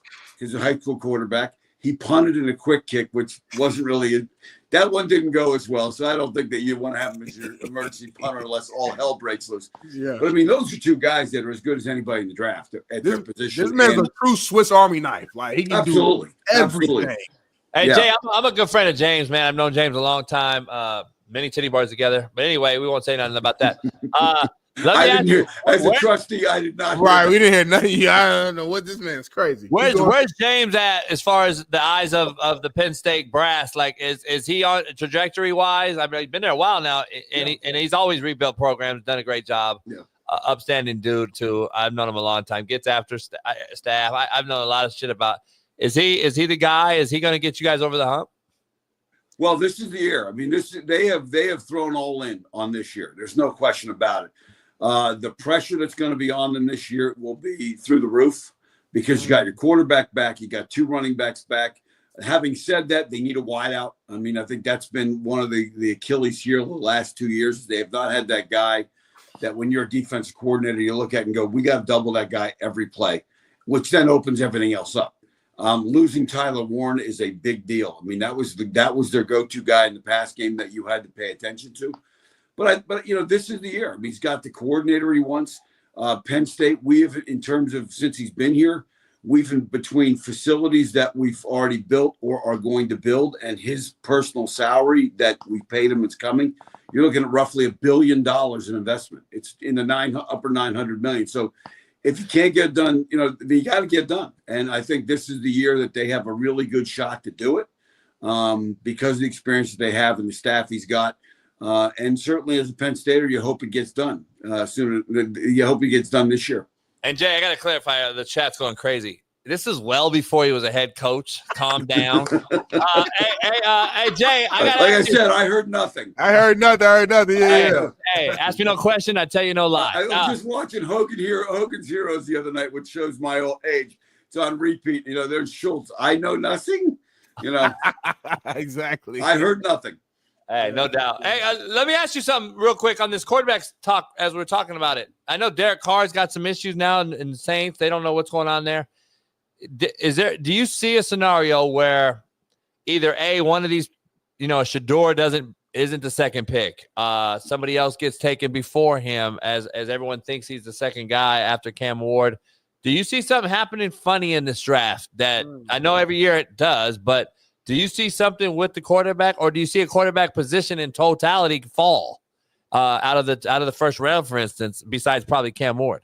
I never try and guess what these guys are doing. I mean, the guys have gotten drafted, and I go, I thought Christian Hackenberg went higher than he probably should. Yeah. And I was hoping I was wrong, but I've seen that happen with guys. I think what's happened a little bit is you have GMs and team owners that fall into a little bit of the hype of guys, much like college coaches do with recruiting. We got to go get this guy because he's this. And sometimes the owner weighs in and says, well, I want this guy. And I think that's happened. We've even seen that happen with, some established coaches that end up with quarterbacks they don't want. But I never try and guess what these guys are thinking. Like I said, just tell me who goes where. It's over. No question. No, I get it. No doubt. No, Smitty? Yeah. Go ahead. Yeah, I was kind of taking a step back before I forget my thought. So you said it's a lot of pressure this upcoming season to get it done. When you say get it done, are you saying natty or bust? Is that what we're saying? Or are we saying win the Big Ten? Are we saying get past Michigan? I think what does get it done mean? The fan base is looking at it and saying, look, everybody overvalues just having your quarterback back. And that's not to take any credit away from any quarterbacks, but who's going to block for him? Who's going to catch the ball? I mean, there's some big losses. I mean, we talk about two of the guys that might be in the top 10 of the draft. Those are guys that are hard to replace. But that perception that the running backs came back and didn't transfer, the quarterback came back, everybody looks at it and goes, oh, we're set on offense. Otherwise, somebody got blocked for those guys. And they lost some guys there. So, and they went out and spent $3+ million to get defense coordinator from Ohio State. So the perception is national championship or bust with the fan base. There's no question that's the perception. That's the expectation. Is it fair? Well, only one team gets to do it every year. My dad had 5 seasons where he went undefeated and didn't get it. I mean, so even if you do everything you can, now it's a playoff now. And the ball can bounce the wrong way, a funny way, or something can happen. So people just don't realize how hard it is to win it all. Yeah. And now when you talk about 16 or 17 games, you got to stay healthy. Over the years, I've talked to Jim Tressel, Urban Meyer talked about when they won it in 2014, the first year of the 14 playoff. He said, if you had told us we had to go play 2 more games after that, I don't think we could have. We were down to our 3rd quarterback at that point. Oh, yeah, Cardell Jim Jones. Tressel, who I've known for years, talked about when he was in 1AA, that was a 16-game season, and how they would start out in January really training to get ready for 16 games, as opposed to when, what everybody has been used to up until this past year, training for a 12-game season. So it takes a lot of doing. But the fan base clearly expects it. But again, that's what they expect every year. I mean, we went 11-1 2008, and they bitched about the one all off season. Yeah. No doubt. Hey, Coach, I still call you Coach. Shit. What'd you coach? 17 years there? 17 here, 22 overall. So yeah, I'm kind of stuck with that. You miss it? Oh, absolutely. I mean, when some of the things happened here, there was a lot of guys that, suddenly it was like, hey, we better not take, the negative publicity that was wrongly attached to certainly my family, my dad. So, at this point, you just kind of move on, do some other things. If someone picked up the phone and called me tomorrow, I'd certainly have that conversation. But I'm really holding out for the Red Sox managerial job. I think that's really my true calling. Hey, let's do it. No disrespect, Alex Cora. I think he's awesome. Hey, no doubt. If he needs a first base coach, I mean, I can wave guys by. I can do that part of it. Hey, we had Johnny Damon on the other day. So yeah, we had Johnny Damon. Man, I only asked you because I'm out of it. I'm pretty much blackballed, so it is what it is. So I know it's kind of a love-hate type of deal, right? You love helping these kids and help getting them to the next level and moving them on and everything that comes with it, the relationships. Nowadays, my question is full circle here with the NIL and the portal era, how the relationships are gone. It just seems like this is a different era, different ball game. I don't know if I could do it anymore because I'm not throwing money at you. I used to. It was a buy-in based on the trust and relationship that I had with the parents, the kid, etc., and vice versa with the kid with us, right? Where you at with this whole thing? How crazy is it, especially as a trustee seeing all this shit? How crazy has this become? And is this just NFL amateur? Well, the thing about it is the NFL at least has rules, and there's a collective bargaining agreement, and there are employees, and you can't tamper with guys. I mean, you tamper with a guy in the NFL, you're losing draft picks, you're getting massive fines. So, I mean, I think the thing is just the first part of your question. I think this is really going to emphasize the coaches that are really smart and really know how to develop relationships with their guys. Because anybody, and I wrote a piece for CEO World Magazine not long ago, where I talked about the difference between building a roster and building a team. Anybody can go out. Everybody's mindset is go buy this guy, buy that guy. We'll get all the best talent on the team. Well, the best talent on the team may hate each other's guts and not trust each other, and you're going to lose games that you shouldn't lose. Mercenaries, right? Whereas so the emphasis is how do I build a team rather than build a roster? I think Ohio State, for all the money they threw at that team last year, Ryan Day got those guys focused and committed in the playoff stretch like really nobody had seen. And that was a real team. I think Marcus Freeman did a great job of building a team that wasn't exceptionally talented. They lost that game to Northern Illinois, and then that team really – and Al Golden was the defensive coordinator there. He was a teammate of mine, and he talked about the kind of culture that Marcus Freeman has built there. I tried to recruit Marcus coming out of Dayton, Ohio. He was just north of Dayton, and Tressel got in there, and we had no chance of getting him. But I mean, I have great respect for what he's doing. So I think you got to look at coaches that are doing that. Even at Penn State, when you look at our women's volleyball team, Katie Schumacher-Colley won the national championship, and she didn't spend as much in NIL as Texas or Wisconsin, Nebraska, those places.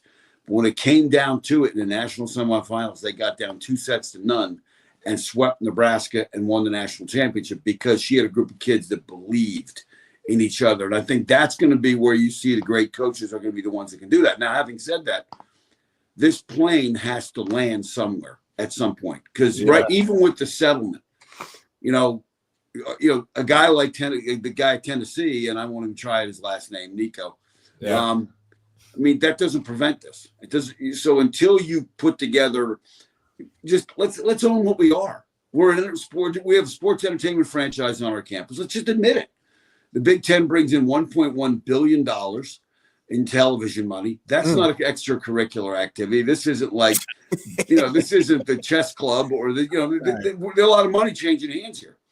And if Penn State and Ohio State play next year and the players walk off the field, you're not going to sit there and watch James Franklin and Ryan Day play cornhole. Now, they may be great. They might be wildly entertaining, but 12 million people aren't going to watch it and bet. Well, they might bet on it. People are betting on anything now. I always tell Jason this, it's the players. They might bet on it. But, I mean, so the reality is until we admit what we are, admit their employees, and create a collective bargaining, this whole labor market won't settle down. And I say labor market because that's what we're at now. And it's student athletes done. Like, we got to just face that. No one talks about the school part of it. No one. The recruiting. When's the last time you heard that NIL deal? Hey, look, if you get a 3.8, you'll get that. That's not in the contract. It's never going to be. And there's no more recruiting long-term 3-4 year guys, right? Like out of high school, when you're a freshman, sophomore, and I'm prepping you to come to Penn State, and there's no more of that. You're in the portal, whether it's keeping up with the Joneses or just doing what you have to do, a $20 million roster, whatever it is. It's crazy times, man. I just hope we can put the pace back in the tube somehow. I don't know how, but it's going to be interesting to see it all unfold. Jay, man, I can't thank you enough to come on Thank here. you. I gotta. Hopefully, we get you again, man. I appreciate it. Tell James. Tell James I said I'm a slapdick still. Will do, man. Enjoyed it. Appreciate it, brother. Like I said, anytime you guys want to chat, more than happy to come on. Man, real one. I appreciate you, brother. Appreciate you. Take care. All right, Jay. Take care. Jay Paterno. Jay Paterno, y'all. Come on. Shout out, man, to Jay. Kept it real. Hey, legend. Father's a legend. The whole university, the whole deal. And he's there right there. He gets to see the whole insights and the inner workings of that thing, Smitty. So he gets to understand it. He knows it probably better than most. So, good deal. You're blurry as fuck. It's crazy.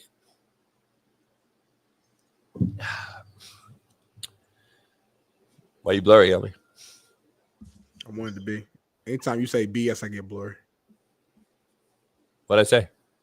Just some typical BS. We got anything fun to end on or no? Right, not today. I don't like fun. Okay, you want to end with something serious and controversial, and then use that to go to the next one. There we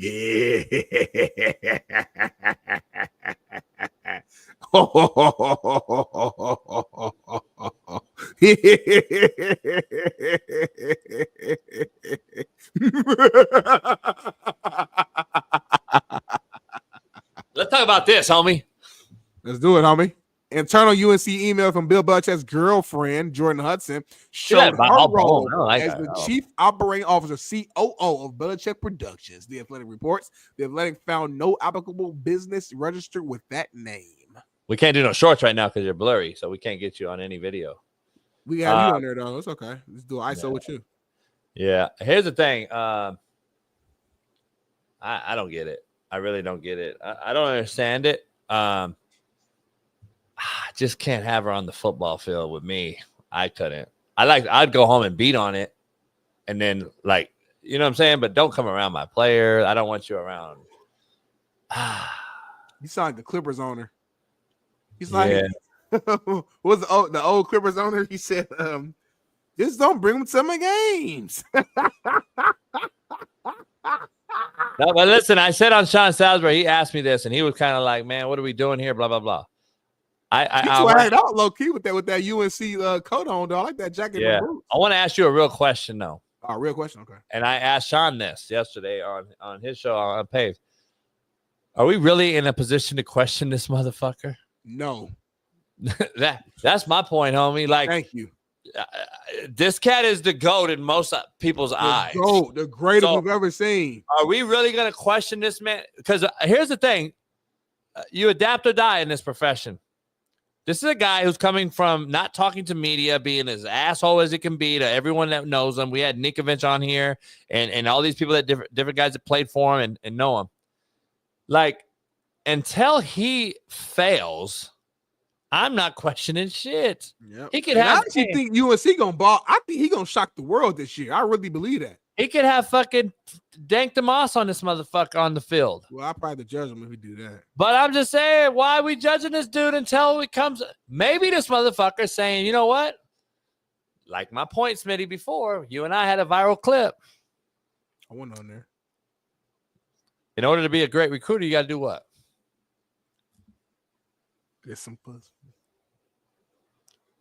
You can't get no pussy, you can't recruit, homie. That's fucking 1,000% fact. You had fucking Cam Newton, everybody retweeting that post that day. That is fact, though. You can't get no pussy, you can't recruit. Guess what he's flexing, homie? Guess what he's telling these youngsters, homie? Whips. Pussy. Whips pussy. Smitty, real shit, homie. Oh, is he not? My point is he not assimilating? Everyone talks about, Bill can't assimilate. Yeah, Bill can't assimilate. Bill can't define that right now. Can't coexist, copy, blend, become. Fake the funk and fake it till you make it. But he ain't even faking it. He been cracking her for 3-4 years, Tom. This is real deal. He's showing you right now in the flesh that I really do this. Come play for me. I'm one of you. We stacking the same level broads, players. Does JB agree? Would JB have a broad out on the field? No, but I'm not Bill Belichick. I don't have the fame, the fortune, the ring. I could see you doing it. Like if you would have kept coaching and kept building your. This is the perspective now. Yeah. You wasn't there yet. If you would have now, let's say you kept building and nothing happened. You just kept. Well, no, I think I'm not big enough. Yeah. I'm not an A-list guy, but if I think in the football world. Yeah. But I'm a big in the football world though. If I took a job right now, it would still be talked about. Yeah, a little bit. A lot. So small journals. Yeah, newscasters will come out and see it. But here's the thing: local spots. I would definitely bring a bad bitch out on the field. National.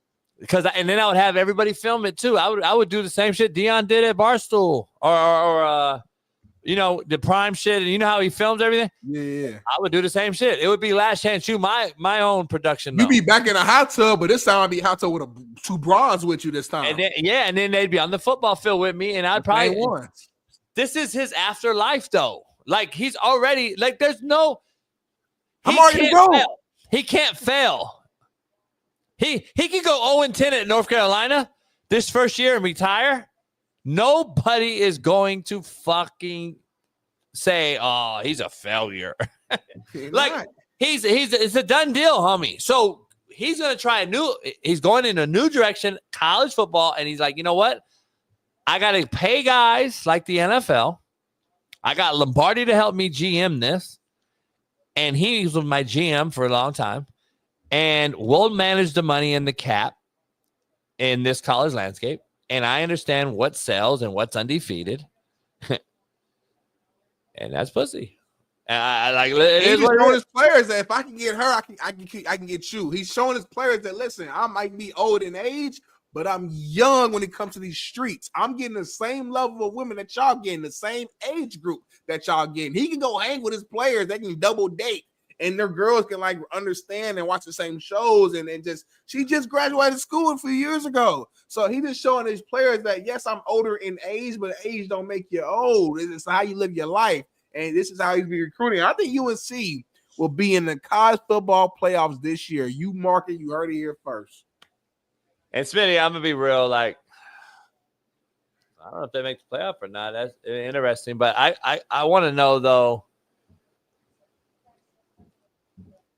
Does the good outweigh the bad possibilities of this is the only question I have. Yep. Because the worst case scenario, Smitty, is what? They go 6-6. Nah, I'm not even talking about that shit. You know where I'm going. I was talking about when the player smashing his wife. I'm just saying I get the call in the dorm room that she's up there choo-chooed. Nah, she not boo with a fool. It's too much money. Too much. It could go bad. She likes older men. It's her fantasy. When she goes to Pornhub with somebody earlier, she types in filth. Tom Craft. What's the opposite of MILF? She types in Bob Kraft Thai massage. She types in old men. She types in whatever the opposite of cougar is. But I don't know what. I really know what the term is. Filth. Well, yeah. What is? Hey, Chad. I know y'all nasty. What's the filth? Opposite of cougar? It's DILF. It's DILF. DILF. Okay, she goes to porn. She types in DILF. That's her fantasy. That's she likes. She likes men with power and she don't go to Pornhub though. She goes to XXX or whatever. She like SNS. That's what Lucy said.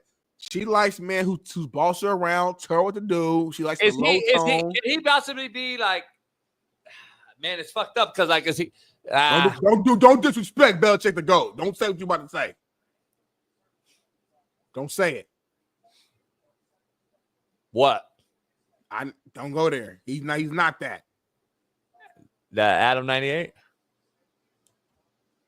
I hope that ain't gonna be what it's gonna be, homie. Because it would fucking ruin my life. It'd ruin my life. You said Smitty, he got his players smashing while he watching, homie. I'm not gonna go there. I mean, you said I'm not going there at all. I hope that's not what you're saying. You better not disrespect the GOAT like that. Yeah, I would never be a coward. Hey, let me ask something. Let me ask something real quick. I got why 30 more things I got to jump off. Why is Cowher gonna be like the big thing now going forward, like forever? Like, the Cowher, like it's fucking crazy. Hey, Might be your downfall, homie. I'd be devastated though. I'd be devastated, homie, if that's something like that were to happen. So shout out, man. Hopefully, this whole week of the show if that happened. I would, because I'd be like born and just like eat ice cream and just I'd be like, fuck, homie. No, I like you and I'd really be hot. Well, you did say you and your girl, she brings up the girls though, and y'all be doing that too. So I guess it's the same thing.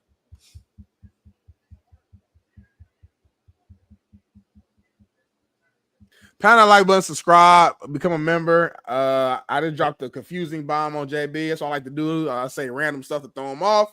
And that's how I want to end the show. Make sure y'all hit that subscribe button. I'm going to give me a People J sound. Do some work. I'm going to give my wife a big kiss in the hood. I ain't seen her in 24 hours. I'm going to work out, make a call, go to Fox, come back, do some more work, and then I'll be time out. Let me make sure. So I bring my AE over, and I let a motherfucker come over, and a lot of the homie smash. And I watched that as the same as me having two bitches over, homie. I'll try to figure that out, homie. Is that what you just said, homie?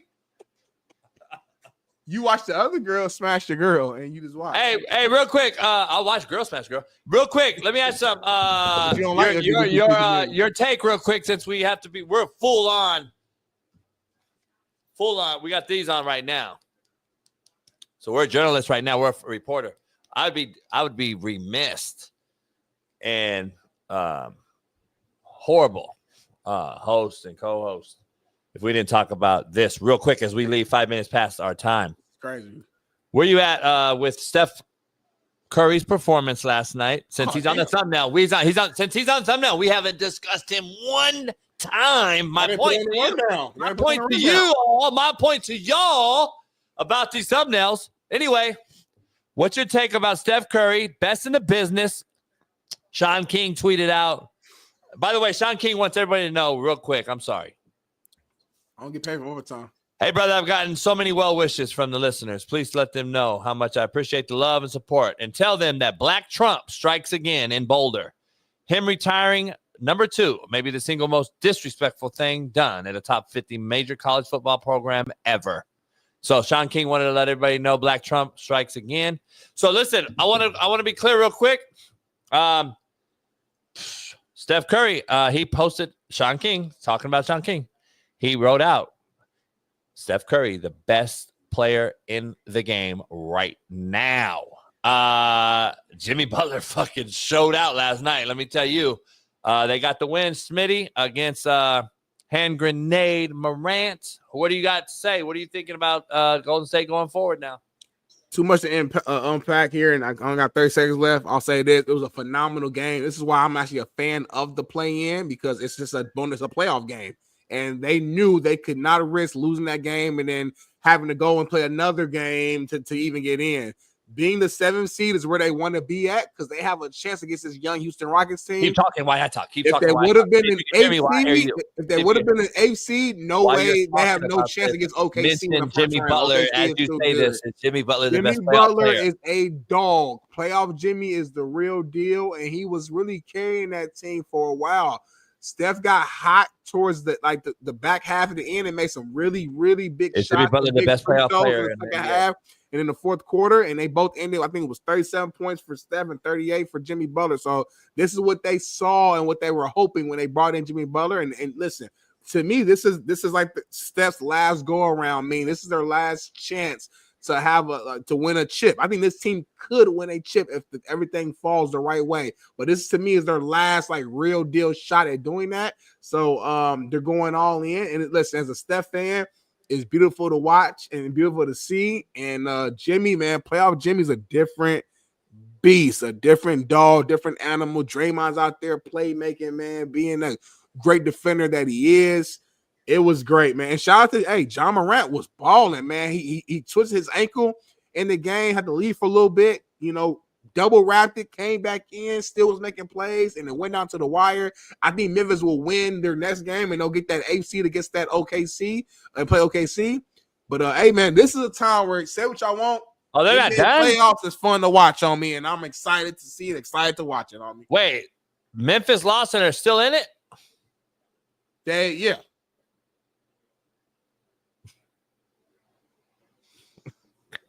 What a fucking joke this is.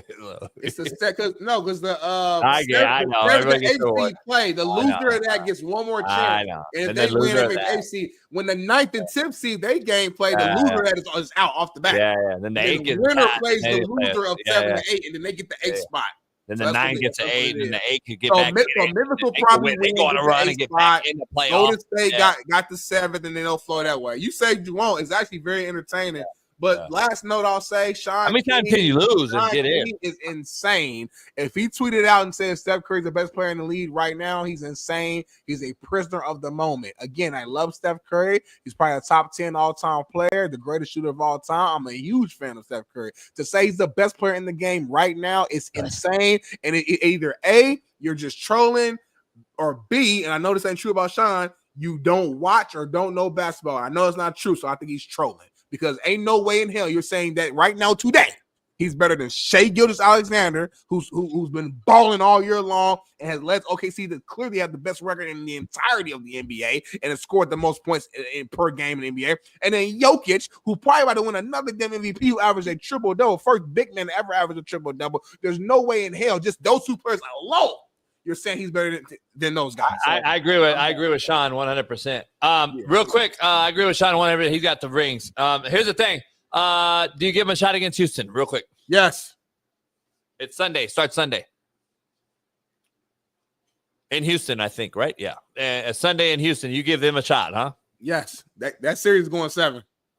Wow. Veteran. We'll see. We'll see if Houston's too young for the moment. We'll see. We'll talk about that the rest of the week, though, because the NBA playoffs are here. 2 more playing games tonight, I believe, and on the other side. And, man, can't wait to talk about it on Thursday, Friday this week as we get into NBA playoff mode when the 10, the 9, the 8, the 7 get to recycle and play each other 4 more times. And you can lose as many times as you want. You can play in, get awards, and everyone gets a trophy. Love it. I love it. Mediocrity is the new excellence. And we will see you tomorrow for Truth Telling Thursday as Steve Kim joins us and some big time guests as well. Every single day, you got to tune in to see who the guests are on the realest show on planet Earth, powered by BetUS. We'll see you tomorrow. Peace.